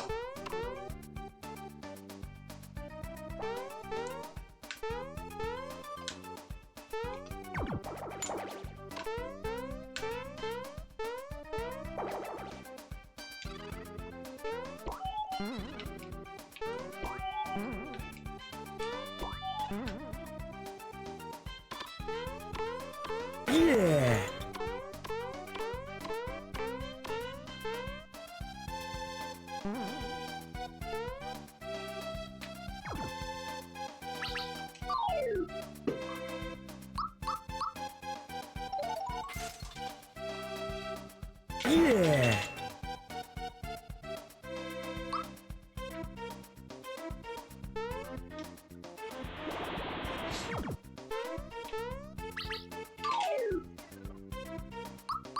For what it's worth, I'm very happy the fight goes like that because Yuridovich is tough. Like, that is a hard fight if you do it casually. That is one of the more challenging boss fights in the game. Not the way I do it, but if you don't do it that way, it's hard. Hey, I'm trying to eat lunch here. Yeah.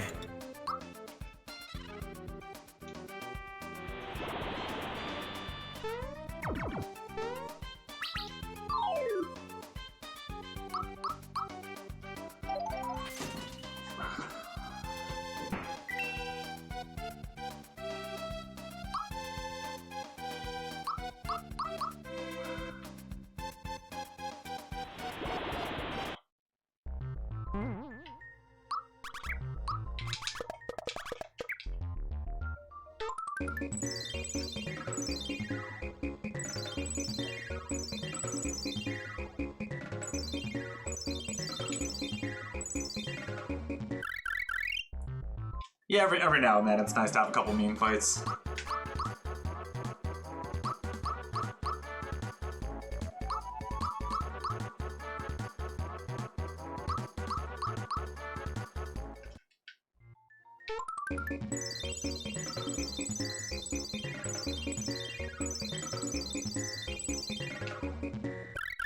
So we need these levels. Normally we don't pick up bonus stars that much, but we do need these levels to hit a certain EXP threshold for a little bit later.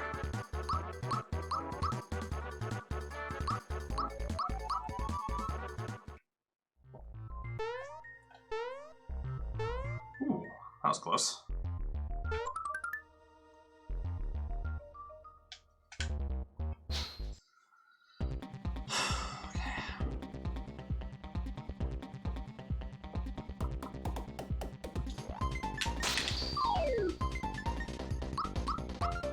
And Axum Red goes down just the same.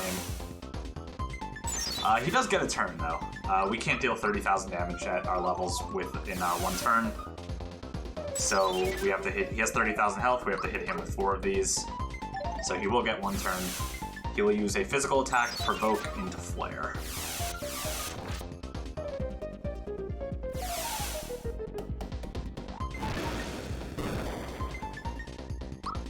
We'll block that and we'll win.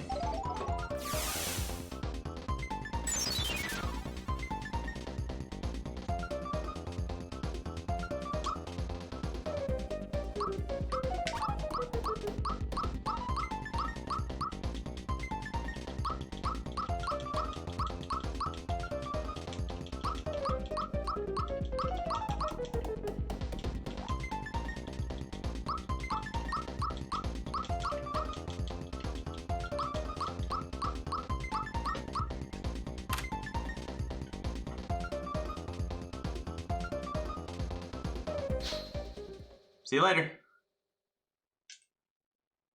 Thanks for stopping by.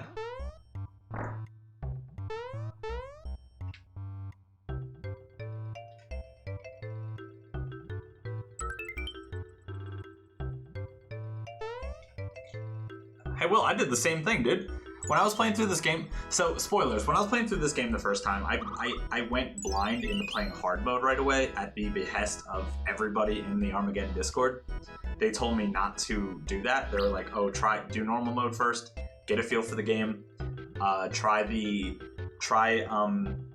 hard mode first, see how that happens, or try normal mode first, see how that goes, and then if you beat it, try hard mode. Well, being a veteran at the original game, I'm like, no, we're gonna hop right into hard mode, which, albeit came with its own series of frustrations. However, I didn't die for the first time to a boss until I made it to Smithy. Smithy was the first boss that ever actually beat me. That was the first time I died. I beat all the storyline bosses first try, which shocked everybody, and that's what kind of inspired me to speedrun it. Oh no, I'm not at CATNIP'S house. I have no idea where this guy lives. I assume Canada, but...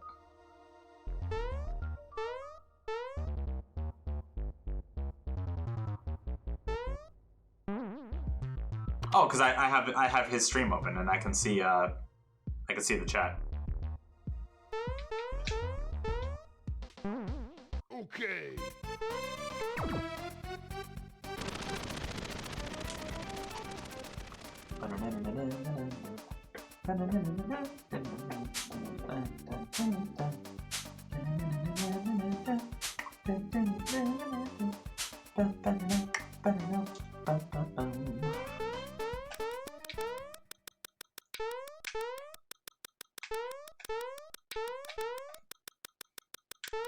Yay, we did it.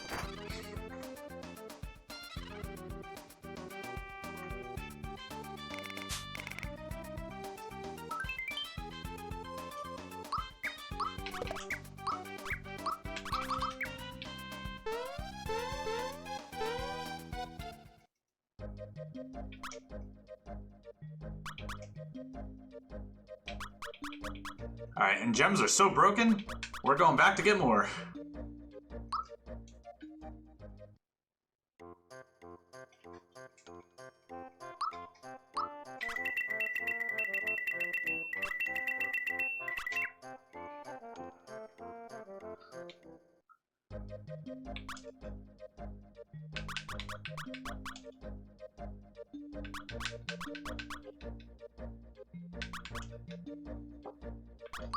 Alright, welcome to Bean Valley! And this is the forced encounter I was talking about before. I cannot avoid this. This basically is the way the developers punish you if you don't get the Sonic Shell. They will make that encounter take longer because the bees go first if you don't have it.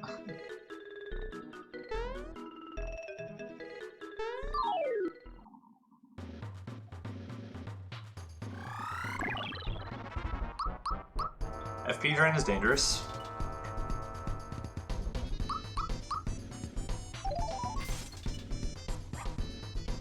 We want to see fires or physicals here. White breath is really bad.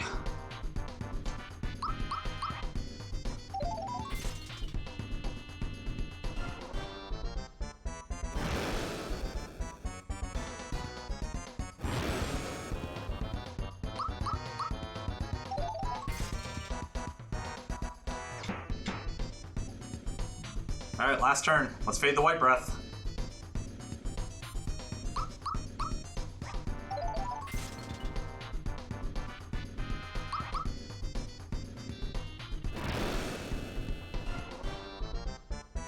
One more. Let's go. Perfect fight.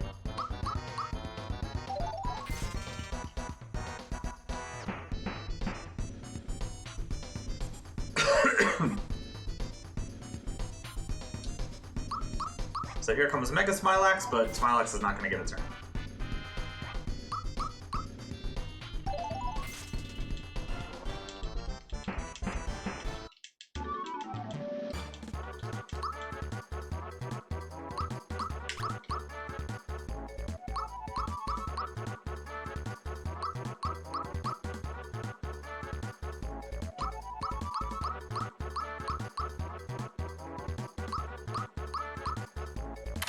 So I think it kind of goes without saying, but on hard mode, none of these fights go this way. Just throwing that out there.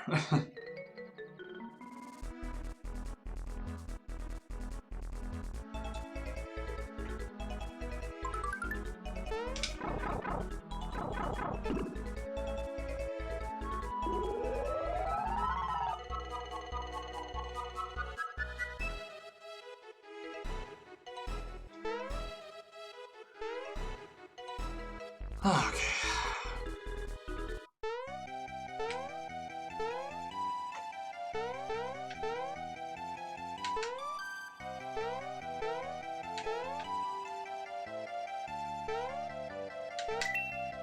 I'm so bad at vines.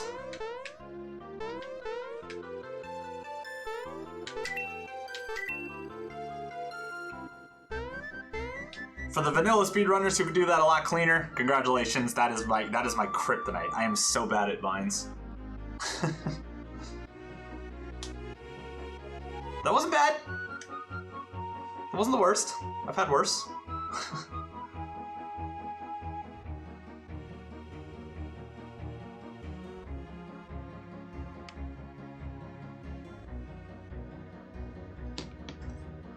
Alright, ladies and gentlemen, welcome to Cutscene Hell.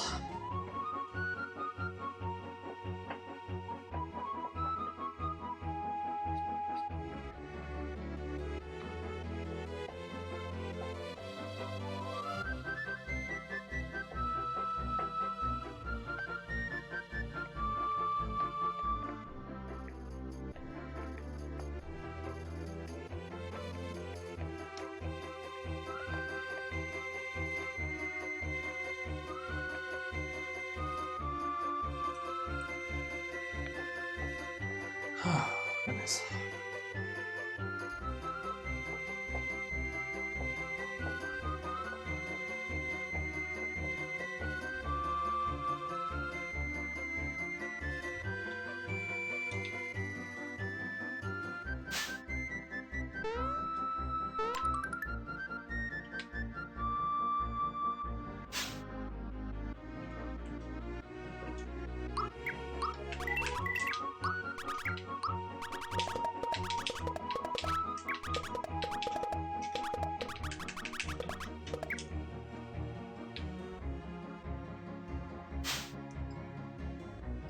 I am so sloppy at that menu, man. It drives me crazy. That's a tough menu, but I've practiced it so much, but I always screw it up.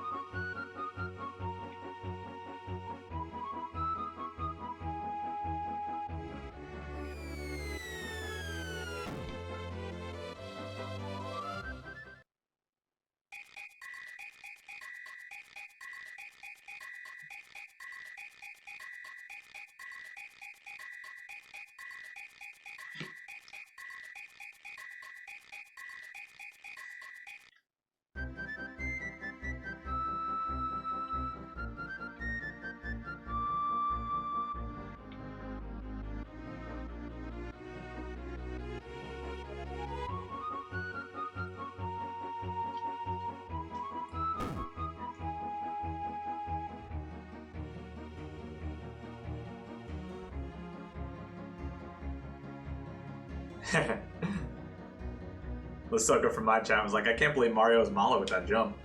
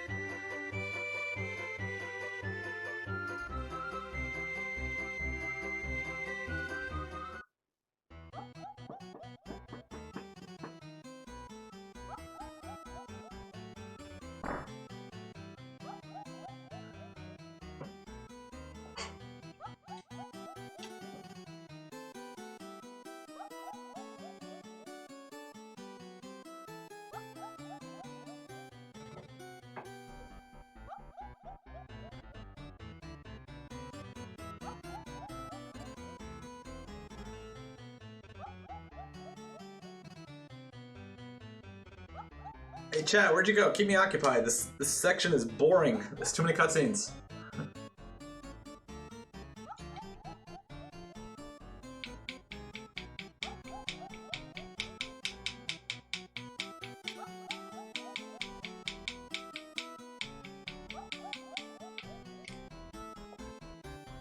Speedrun history, huh?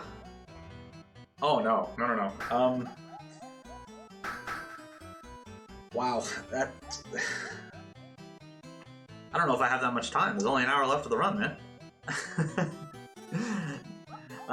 No, I've been speedrunning for probably 15 years, maybe. So first game I ever speedran was this one, the original SMRPG. I speedran that a long time ago. Never really cared to be on like leaderboards or anything like that. Still kind of don't, but I do want to improve the time for my own like personal goals. I speedran several Mario games. I've speedran a couple racing games like Diddy Kong Racing. I did the speedrun for a little bit.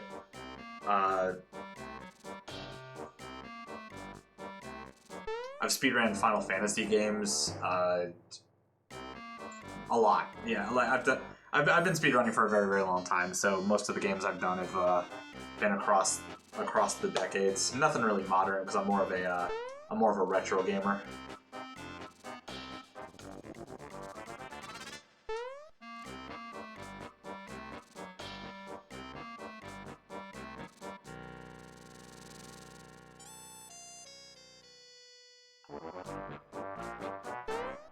We did it! First try Dodo minigame, baby!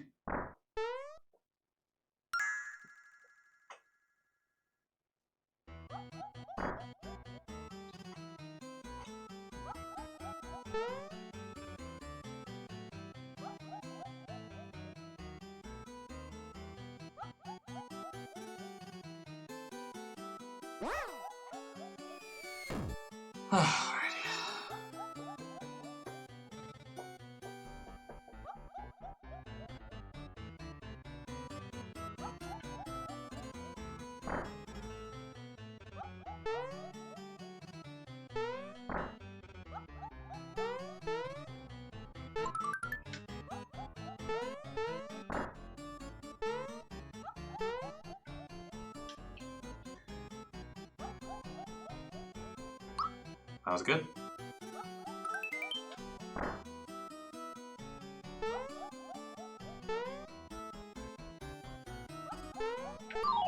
Dude, man, what am I doing?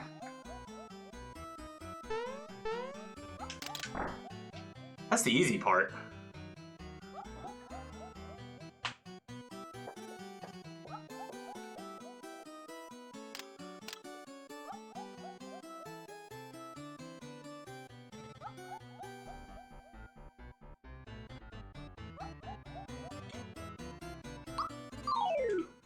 Alright, Birdo.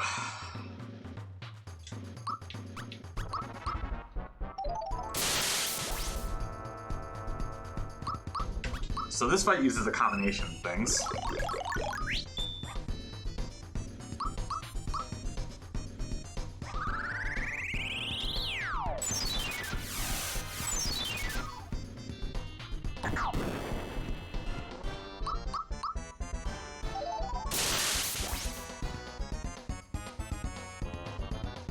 Phase 2.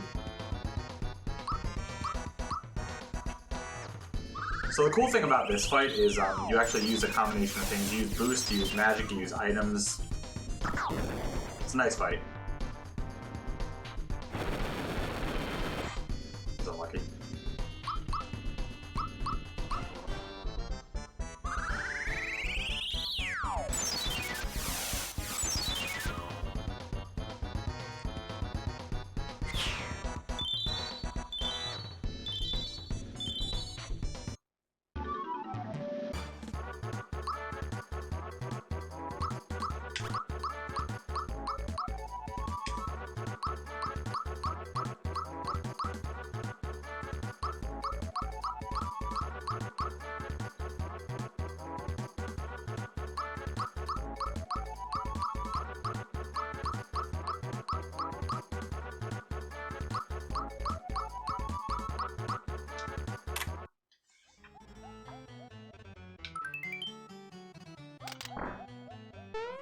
Oh, that was close.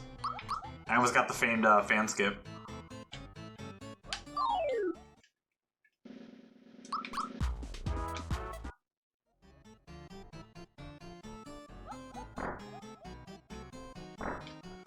Not only did we not get fan skip, we got hit by the Forky too. Hey, G, would you make me a sandwich?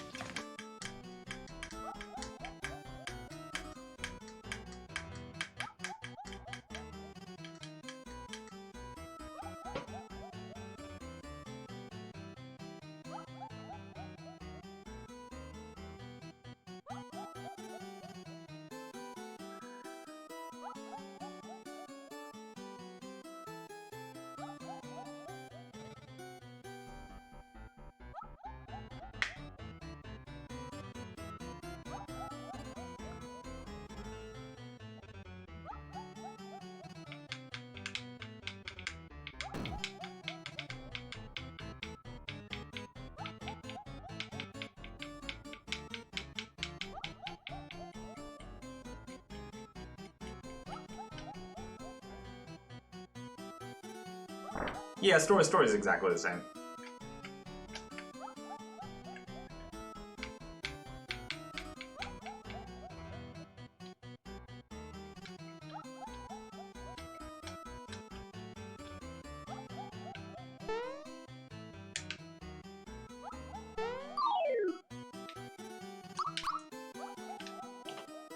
Just a reminder, chat, this is CATNIP'S Speedrun Marathon.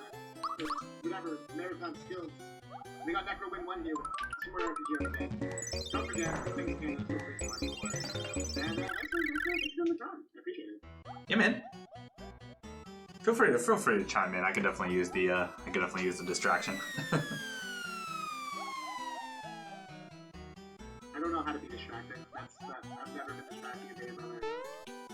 Cough, cough.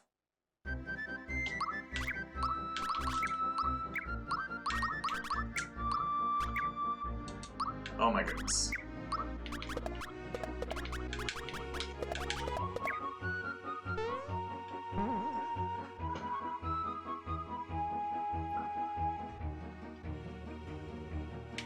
Will the remake have wiggle digits? That's my question. Will the remake have what?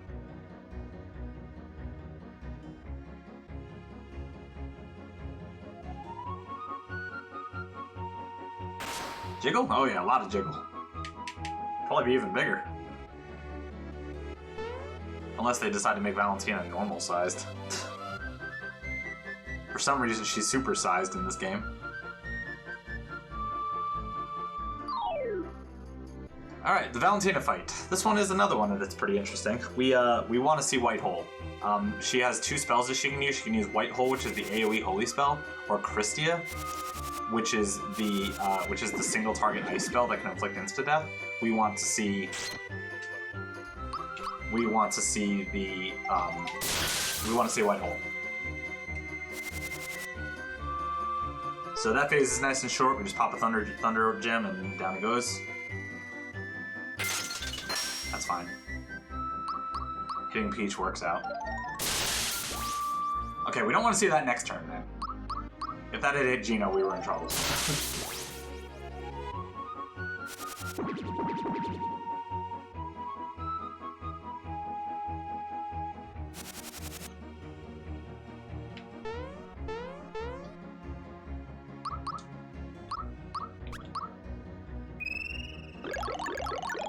So we are going to boost Mario, and we are going to light up with Thunder Orbs.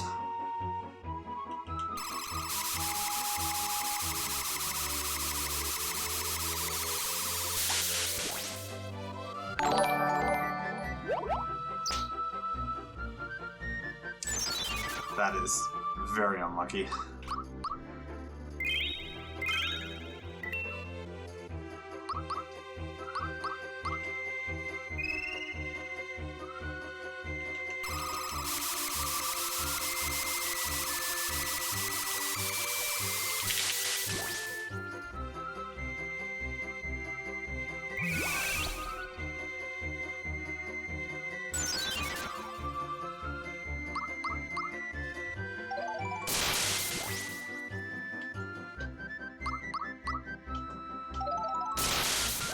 Probably losing about 30 seconds here. This was a rough fight and a really bad split.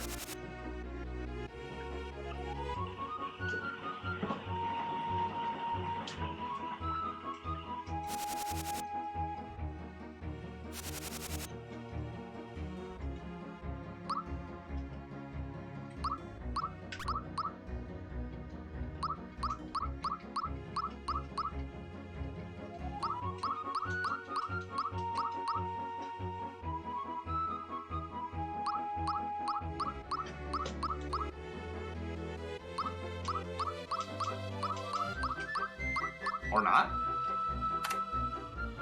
Really? That's weird. I got into every single encounter. I lost a turn on Val. I guess my PB Valentina was like even worse. But okay.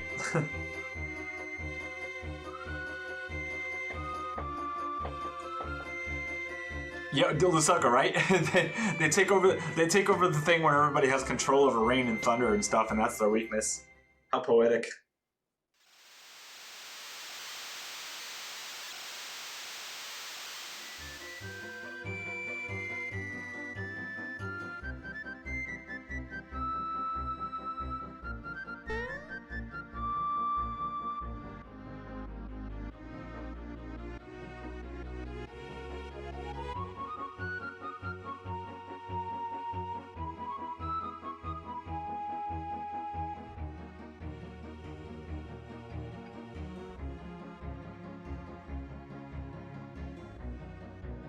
Yeah, I don't really know what else to say. Basically, like I said, the mid game is pretty cut and dry. You know, we just kind of toss some gems and occasionally do something else that might deal a little bit more damage. But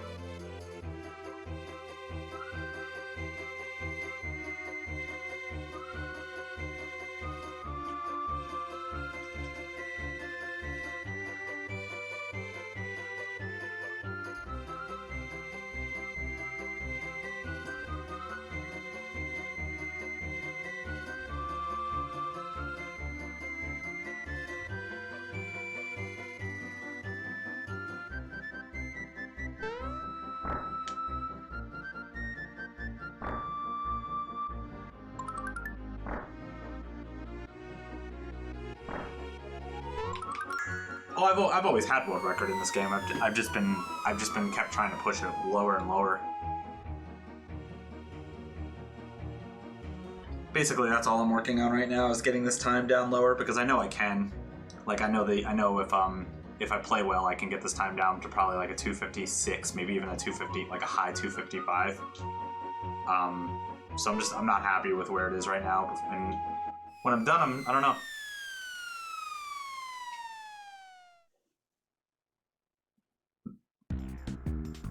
Not that I haven't already found.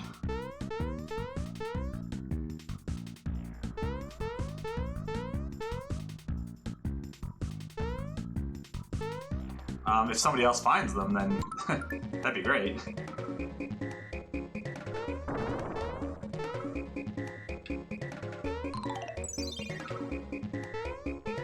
Yep, pretty much.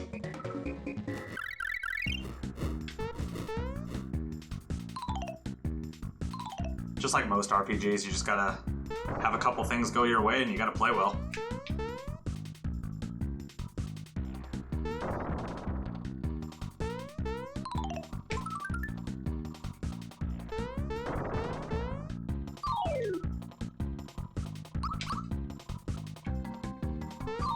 Oh, really, dude? That's so unlucky.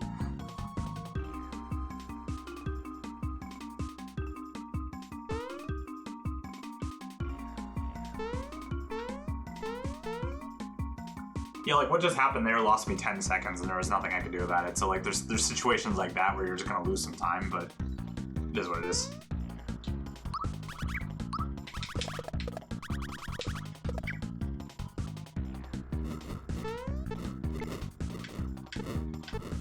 Oh, this is definitely one of those runs. This run can go bad for a variety of reasons, and there's nothing I can do about it.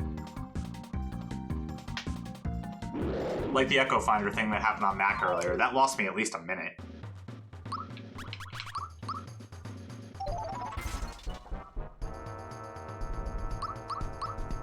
Yeah.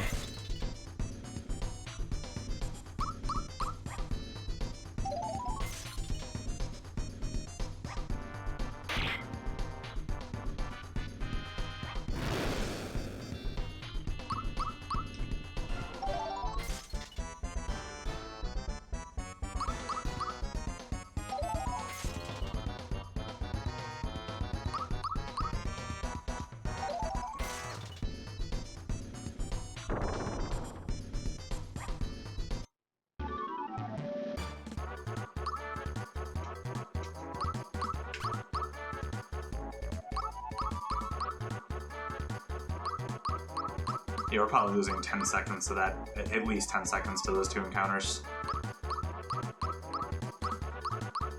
Oh, more it looks like. Oh no, probably about, because he only levels up 4 times here. Almost exactly. We are still on sub 3 pace, which no one else has ever done before, so this is still pretty okay. Honestly, this is still not bad.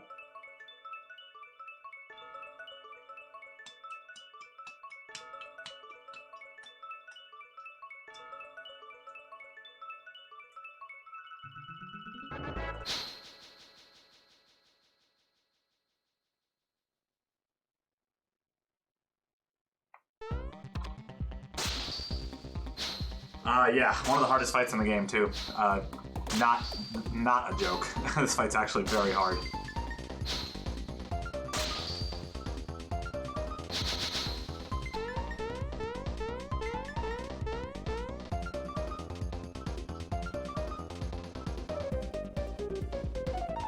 We need to fade Sleepy Bomb from Axum Black on turn 1. If we dodge that, we are chilling.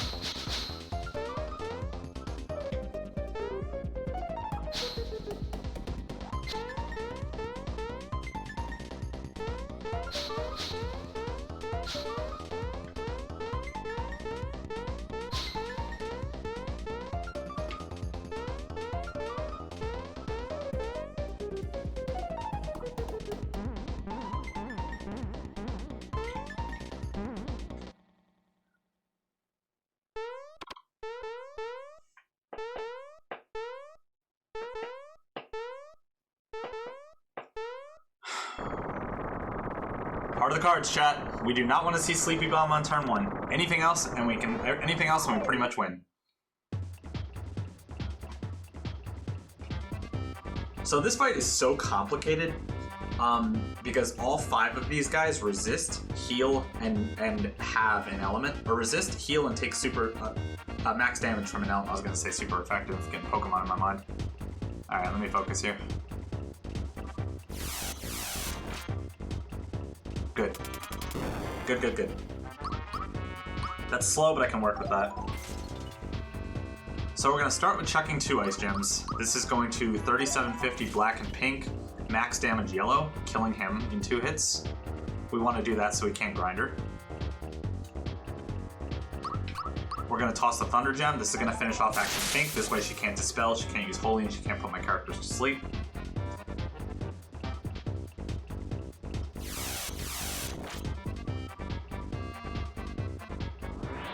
Fine.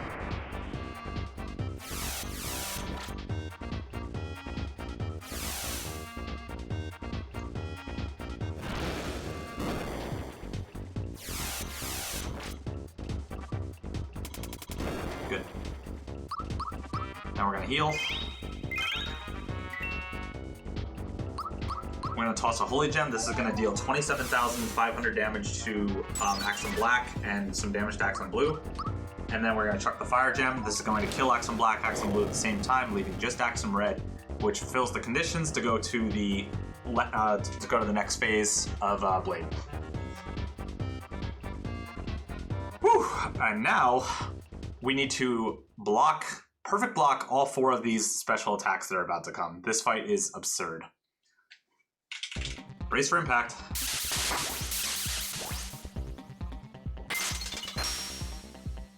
2, 3, 4. Got him. Guaranteed to win from here.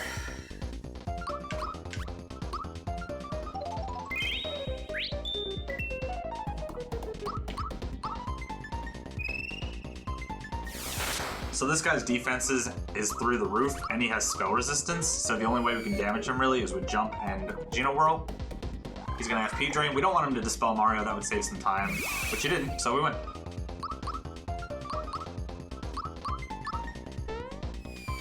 GG's Axums.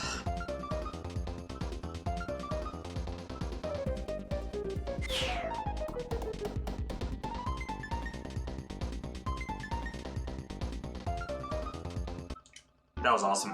Great fight.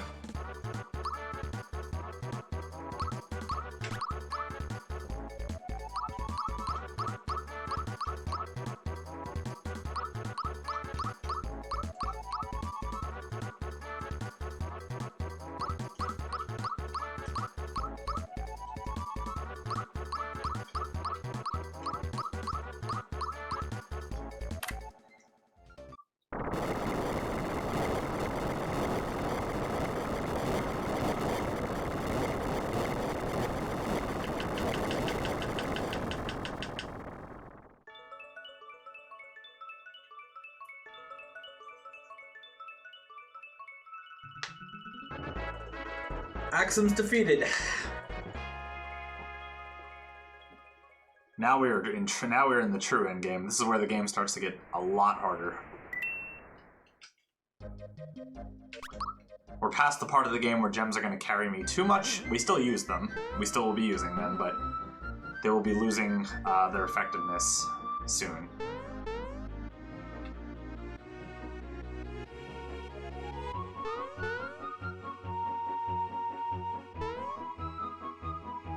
Oh my god. Collision in this game is so bizarre. We're going to talk to this guy. He's going to give us the most powerful magical accessory in the game, the circlet.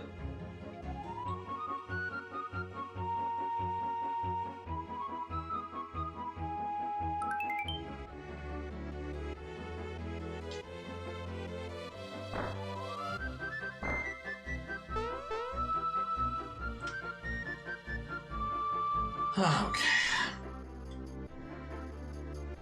Oh.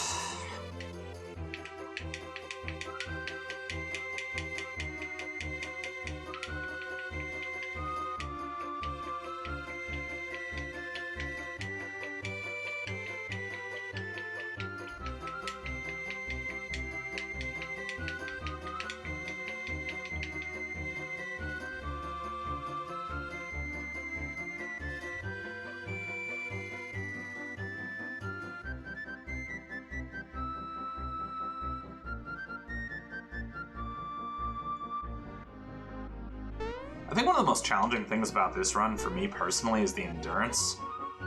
This is a long game.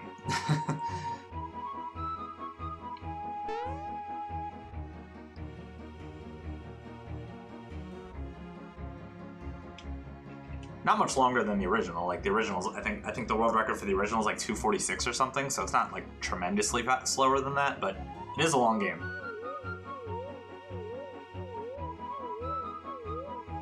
But we are still deathless, despite all the crazy crap that happened in the beginning of this run. We are still deathless, so I'm enjoying this run so far.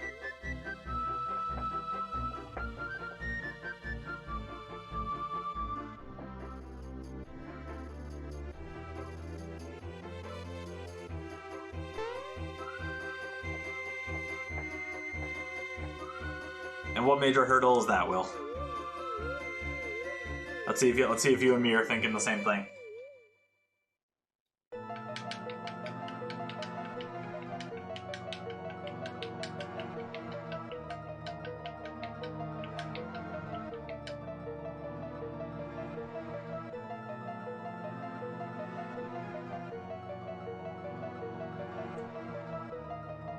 Oh yeah, that narrows it down.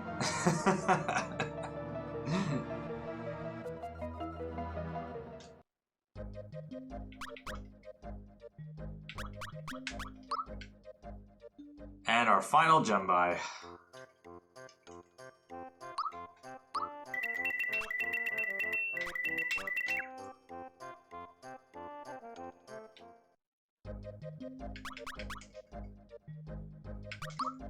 Well, Cloaker and Domino are in gate, not factory.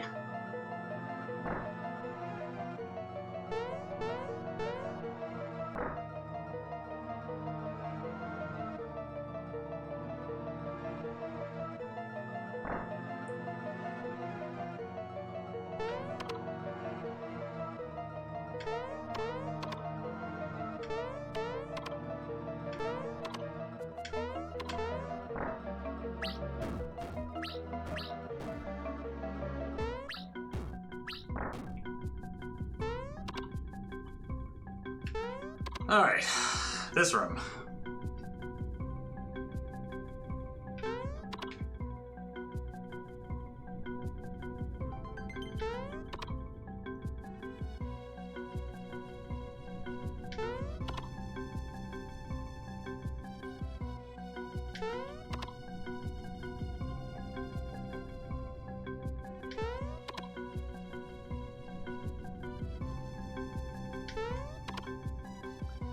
You know, if they played a lullaby in this room, like, I might actually fall asleep. I know they wanted to stay as true to the original game as possible, but I wish this room was not in this game. As a speedrunner and a person who likes the game.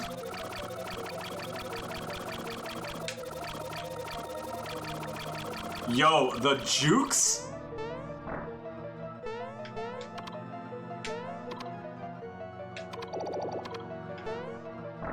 The jukes?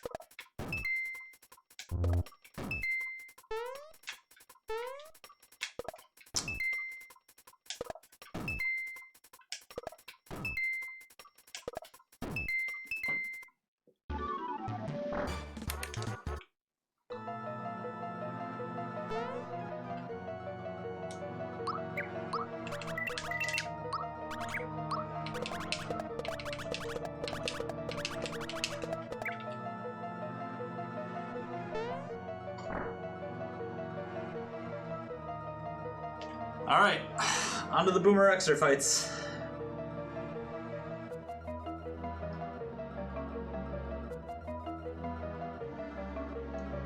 To battle!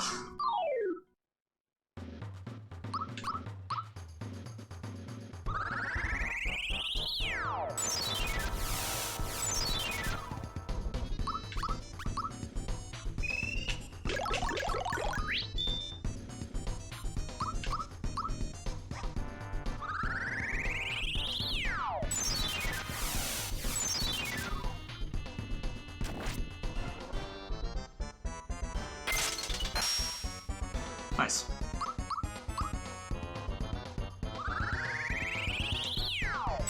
And that'll be game.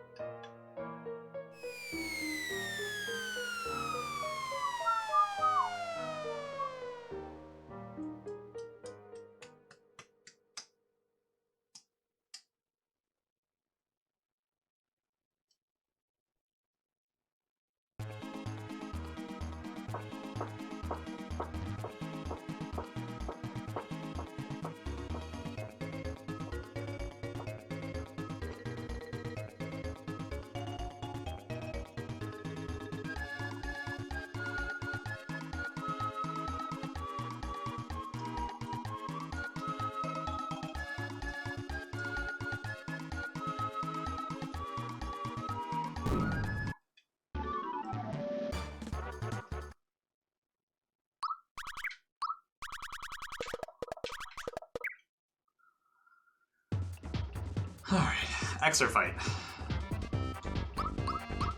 This fight's actually really cool.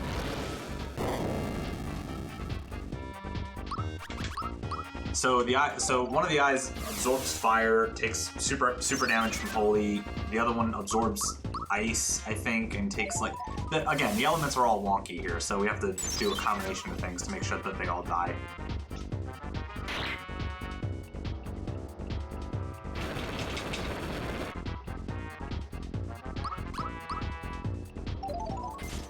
We do this, make sure the mouth dies, just so that we get more attacks in.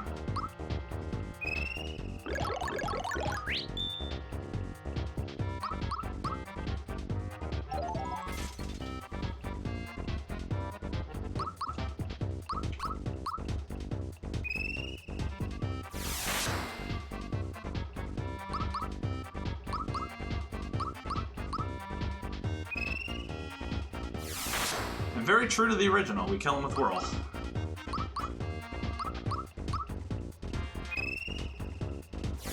Got it. Whew.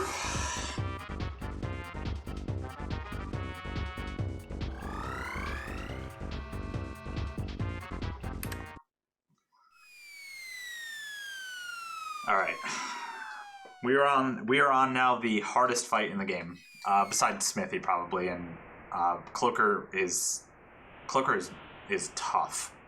He will kill you if you miss a single, just like most fights, if you miss a single block, this fight will kill you.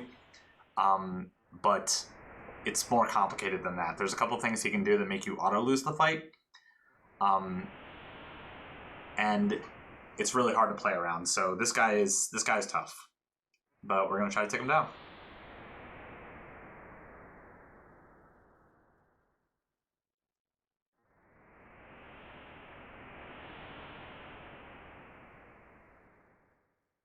The very first things first, we have to backtrack and we have to pick up something from Rosalina. She will pop up in about a quick second.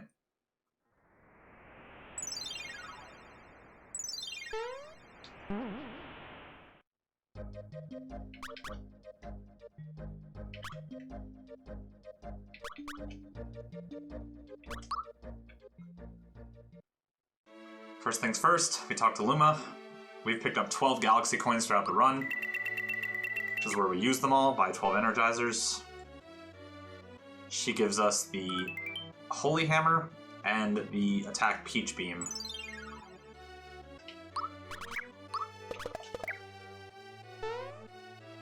And we're all set for endgame.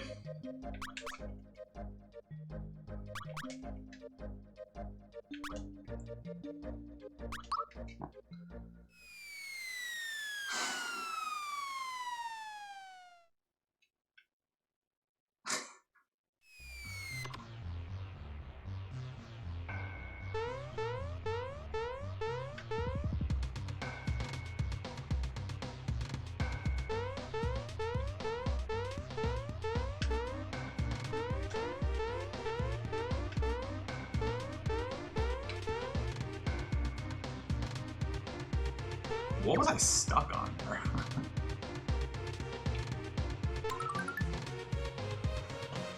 Alright, time for the game, Merlene.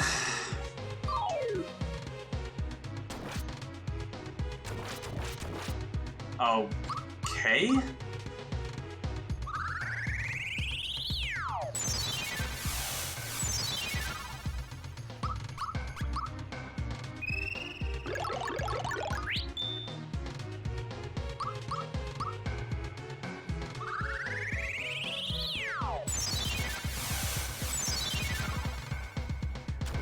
Dude! What the Yo! 4 misses in a row? So, okay, that's 1 in 10, by the way, chat.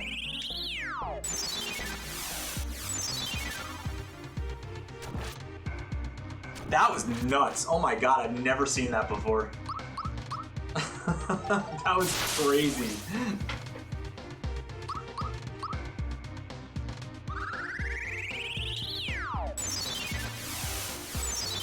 Yo, shoutouts to the 1 in a what is that? 1 in 1,000? No, that's 1 in 10,000, I think.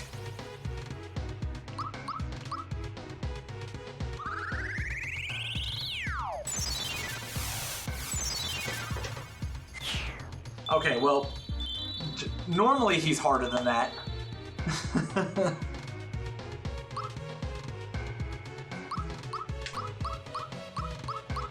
That was crazy.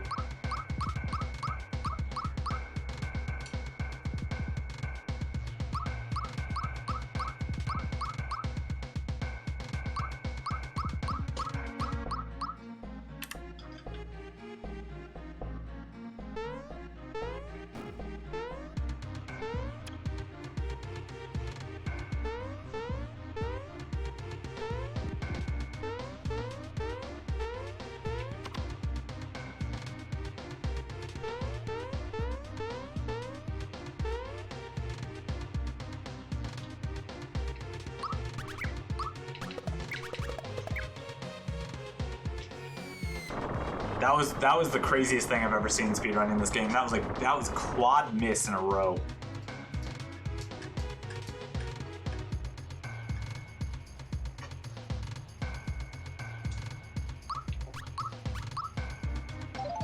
Time for my favorite fight in the game.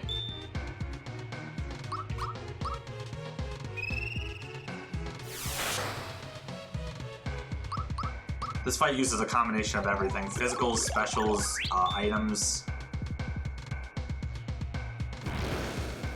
Really cool fight.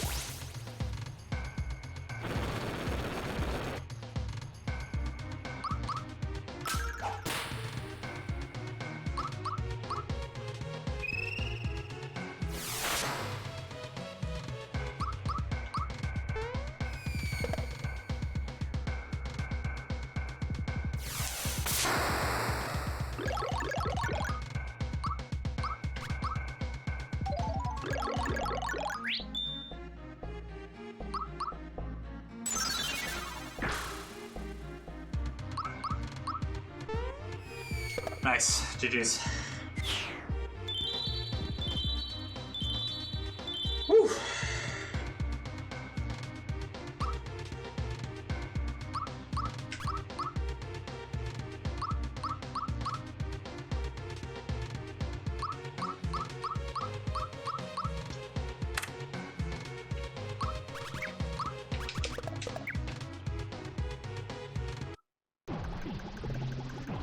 Welcome to True Endgame. We are in Factory, ladies and gentlemen. Oh, gosh.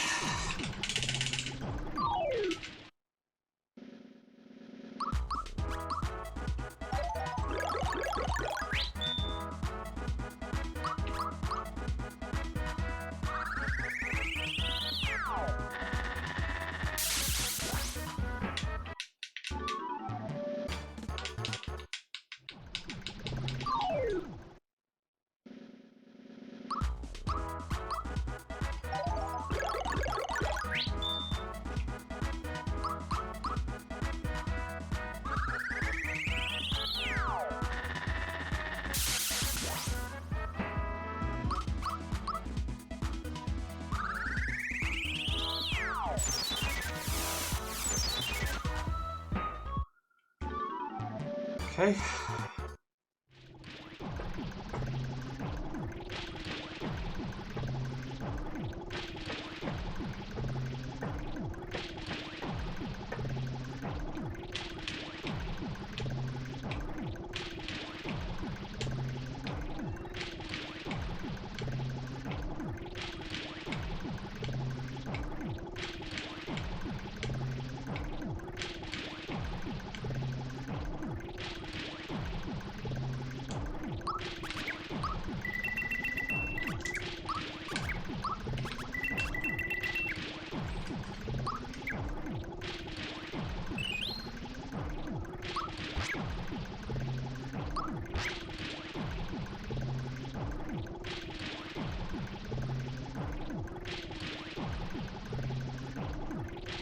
All right. Manager.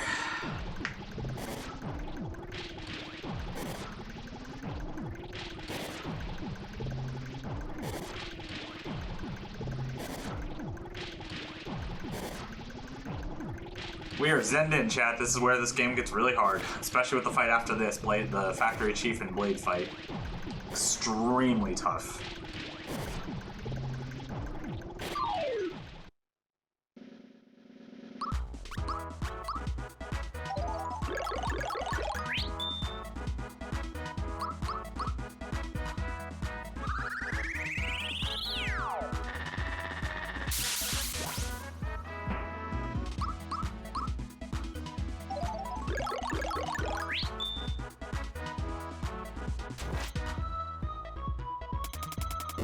Perfect.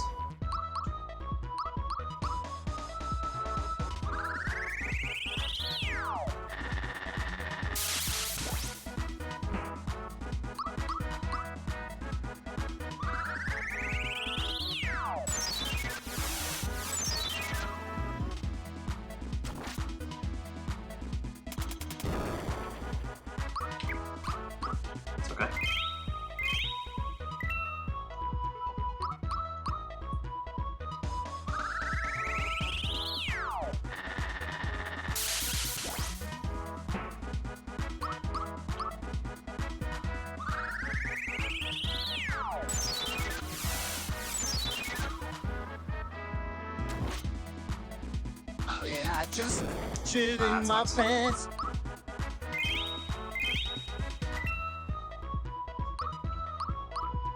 No, he's manager. He's manager in battle too.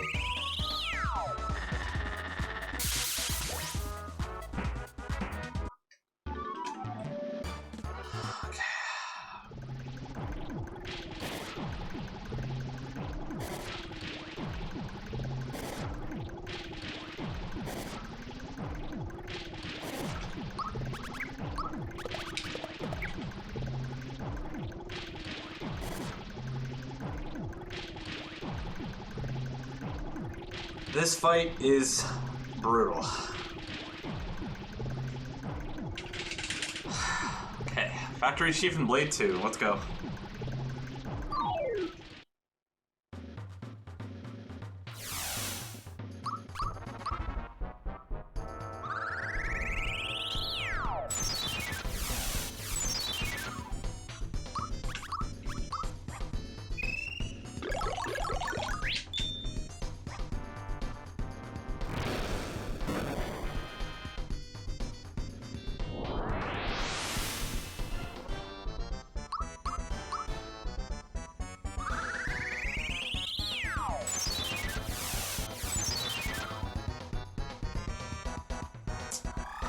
Speedrun's really bad.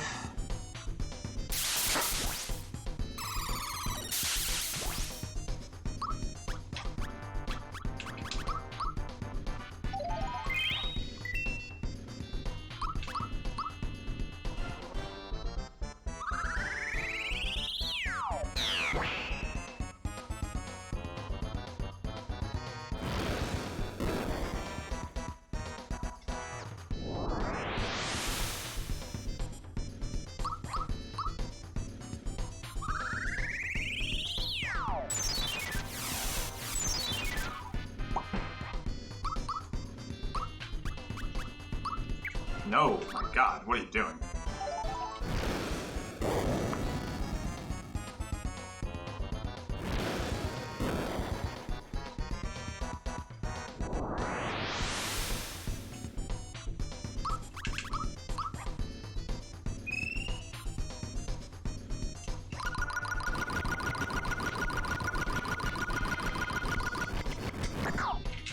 I would very much like to see Holy next turn.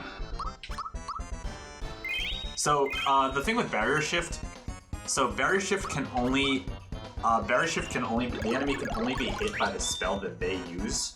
So, since he used Fire, I have to hit him with Fire. So I want to see Holy here, because then I can kill him next turn. That sucks. Double Fire? Yeah, this is gonna be really slow.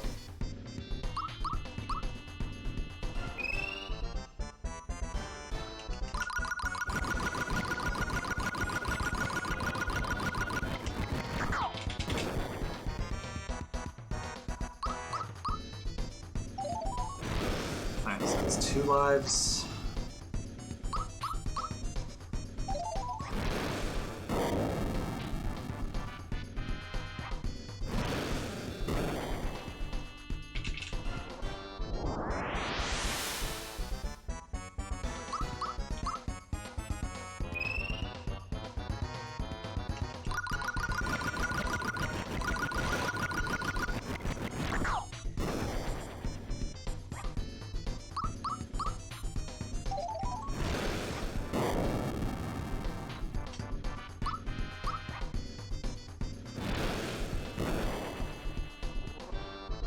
Alright, well, now we can't get fire on Smithy, otherwise this run is super dead.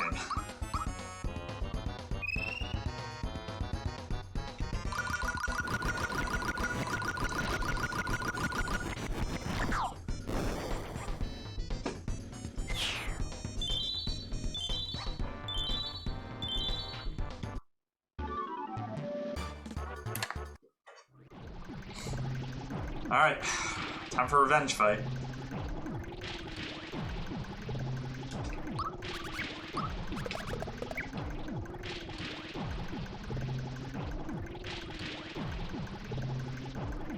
Casual 6-minute battle.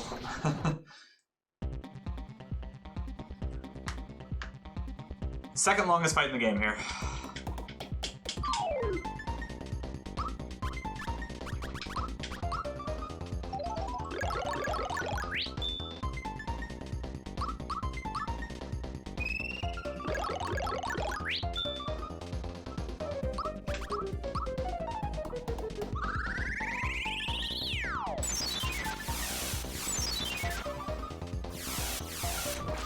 Also my favorite fight in the game. I think this fight is super cool.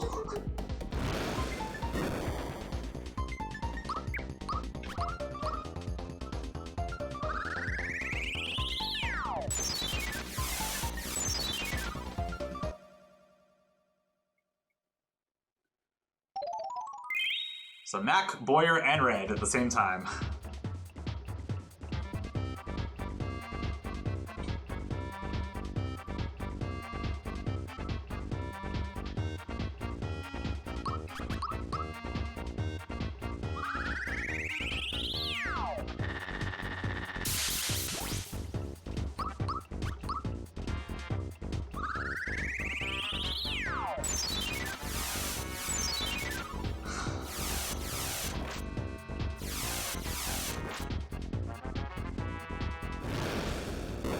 That's good. It's very good.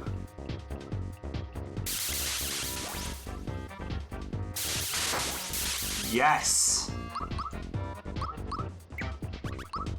That is extremely good.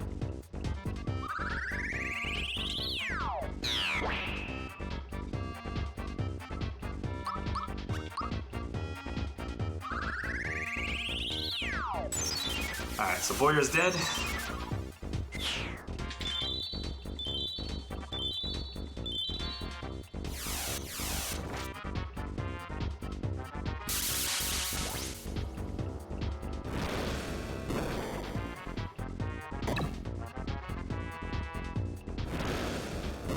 That was so good.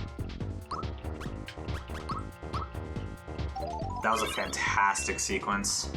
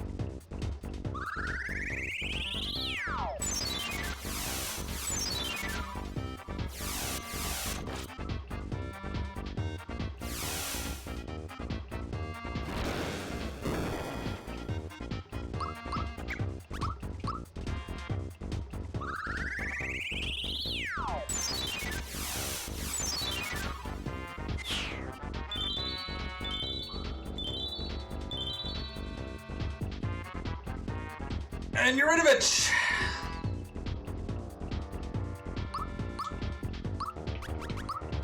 Not done yet. Yeah. Yeah, we got this and we got Smithy and we're all done.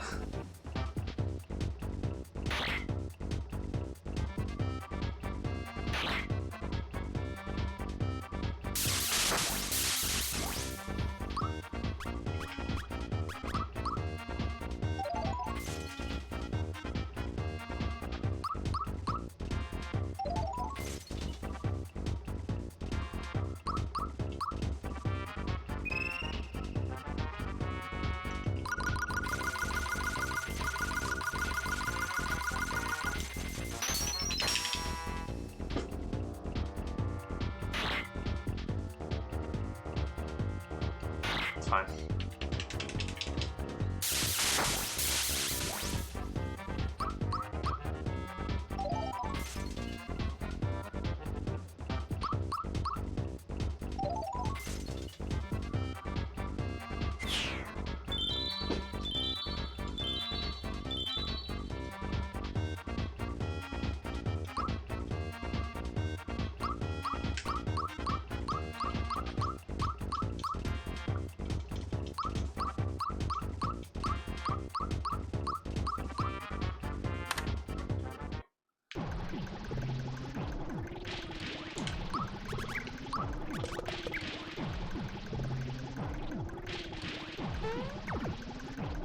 All right, ladies and gentlemen, this is the final fight.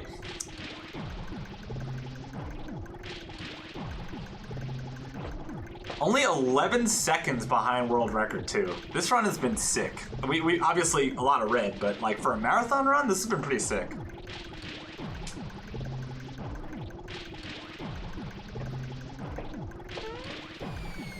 And fun fact for y'all, this run can actually still get world record if we have a 1/4 chance, a 25%, actually a little less than 25% chance to get world record here.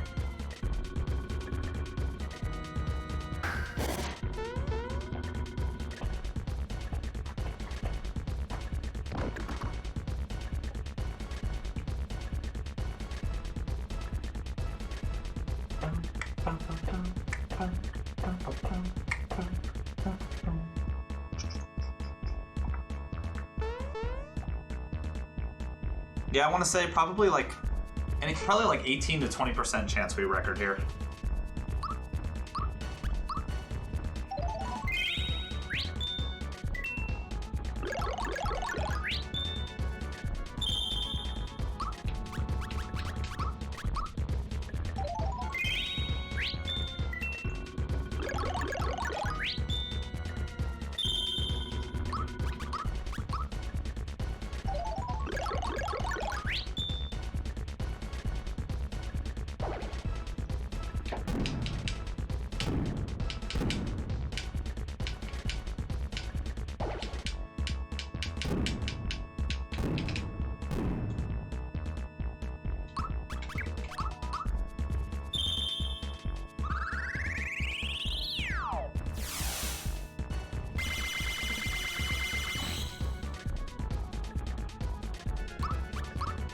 Only time we use that move in the entire run, by the way.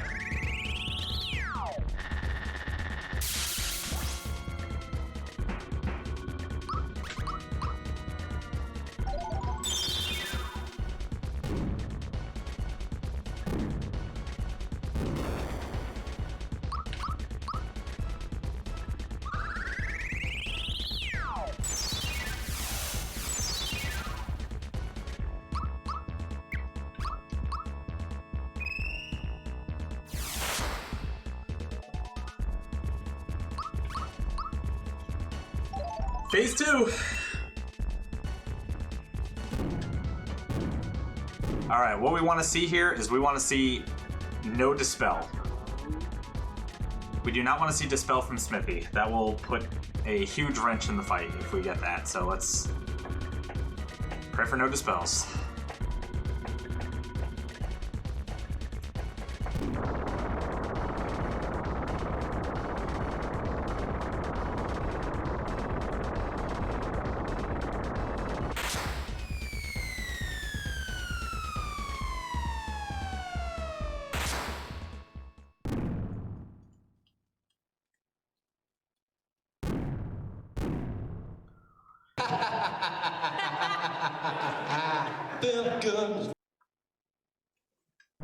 This fight is so damn scary.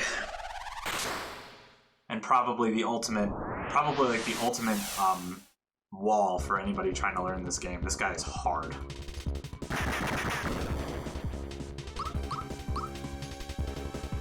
Alright, Chad, I need you to count with me. We have to count to 6 twice. It's gonna be hard, I know. That's 1.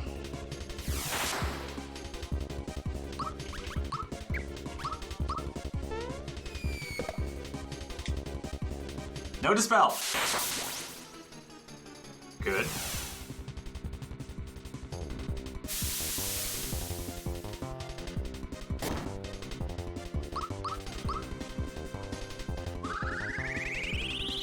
That's 2.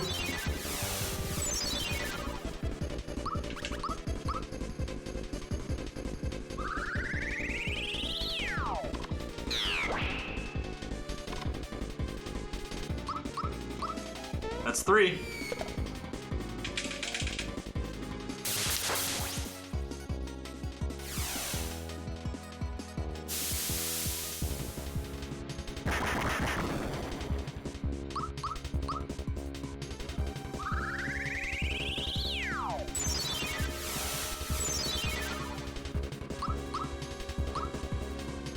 That's 4.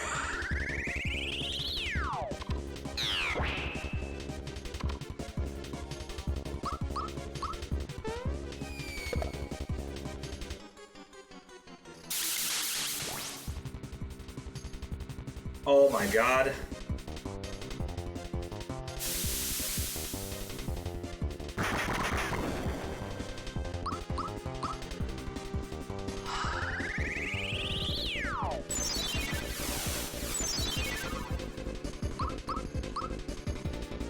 That's 5. And here comes the 25% chance. We need him to take damage from either ice or holy for the final phase. And world record is possible. 0. Dispellus. This is very possible, chat.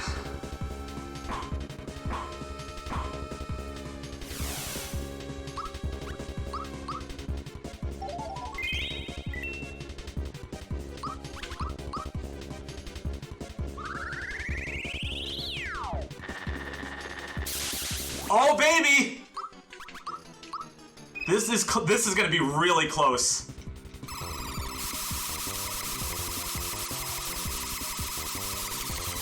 This is gonna be really freaking close.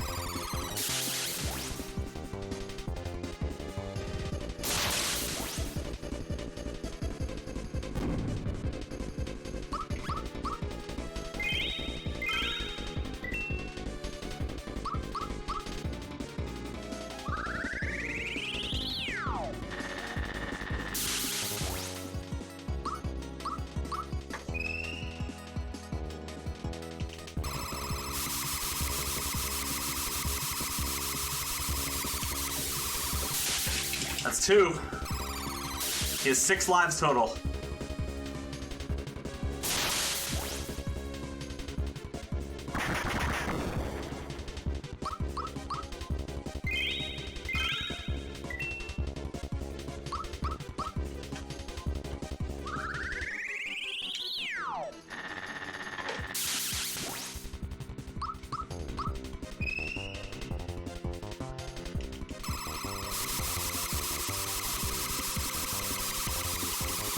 That's 3.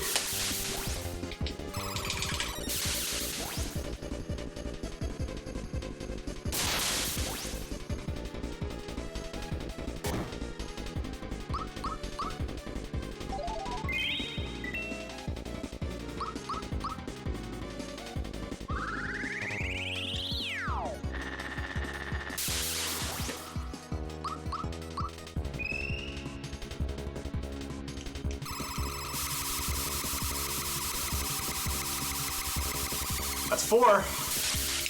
Depends what happens right here.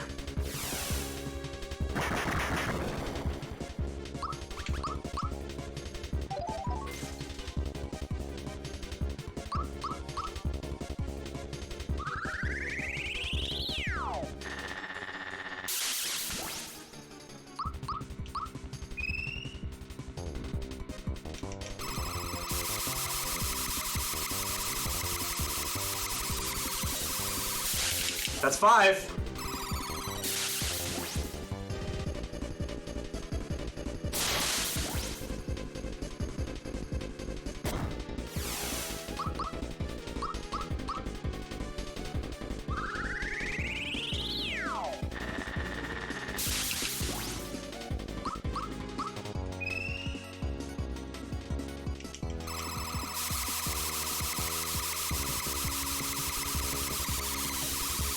Oh my god!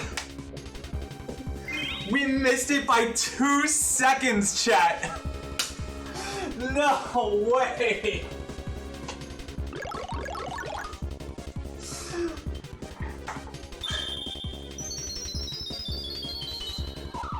Oh no shot, dude! That's crazy! So the record that I got yesterday was a 257.54. I haven't submitted it yet, but the run was a 257.54. This is a 257.56. Oh no. No way, dude.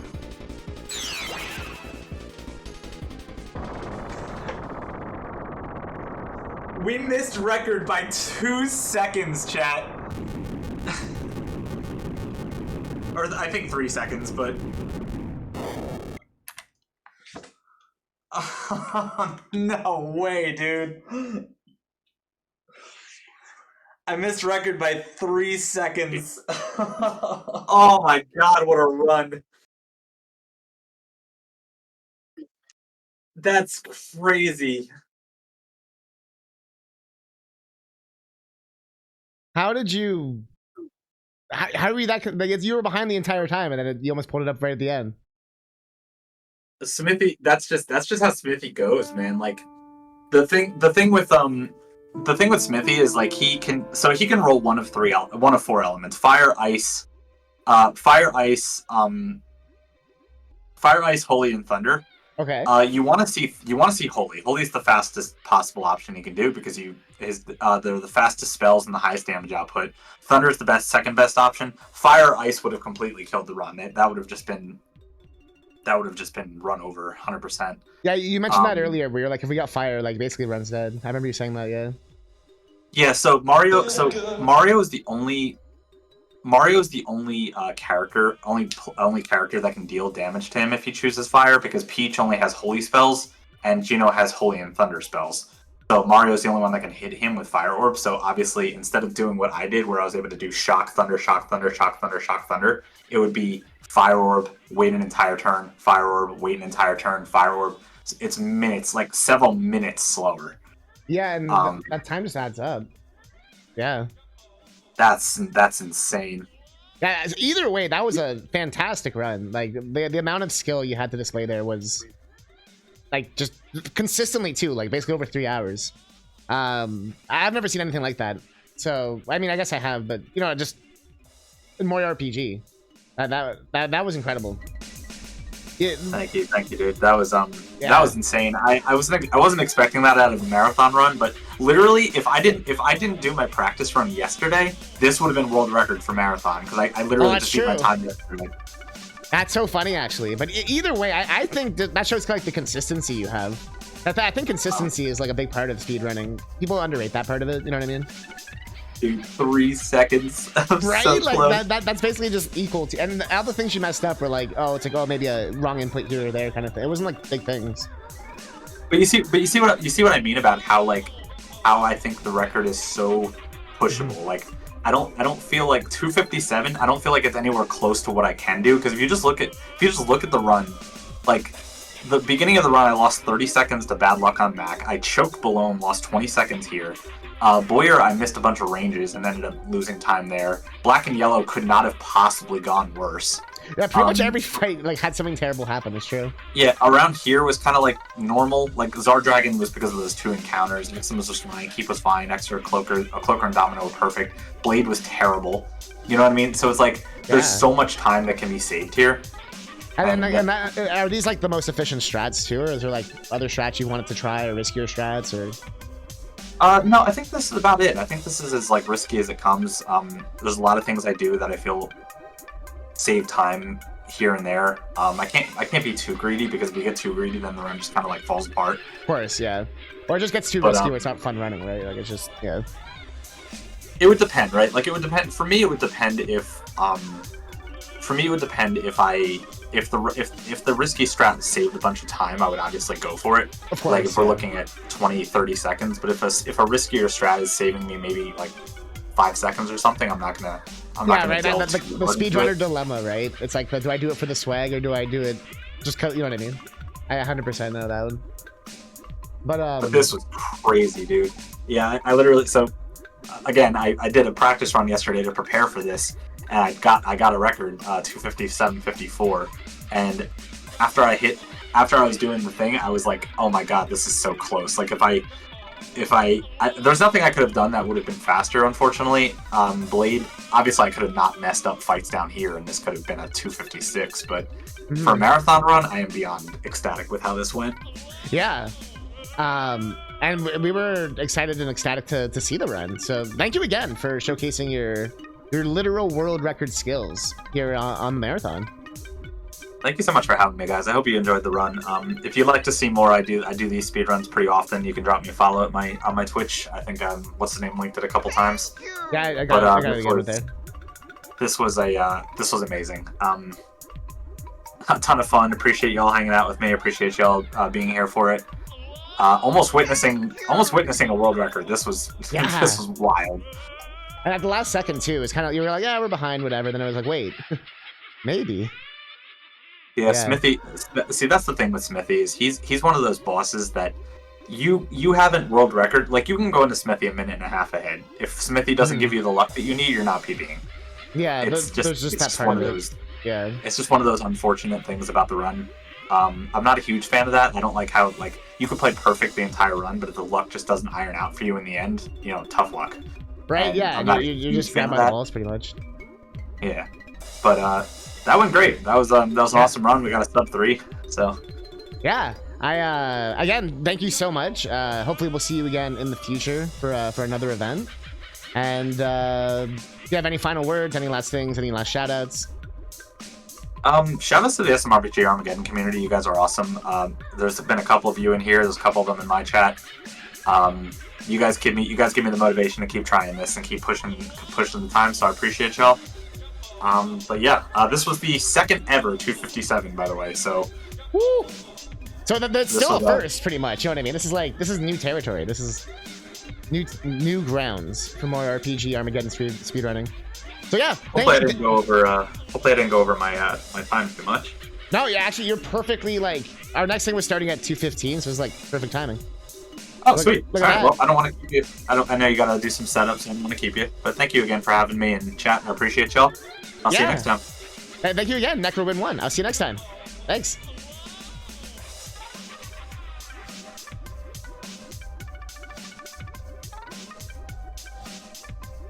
All right, chat. Let me hop on over. What did you think? Did you enjoy the run?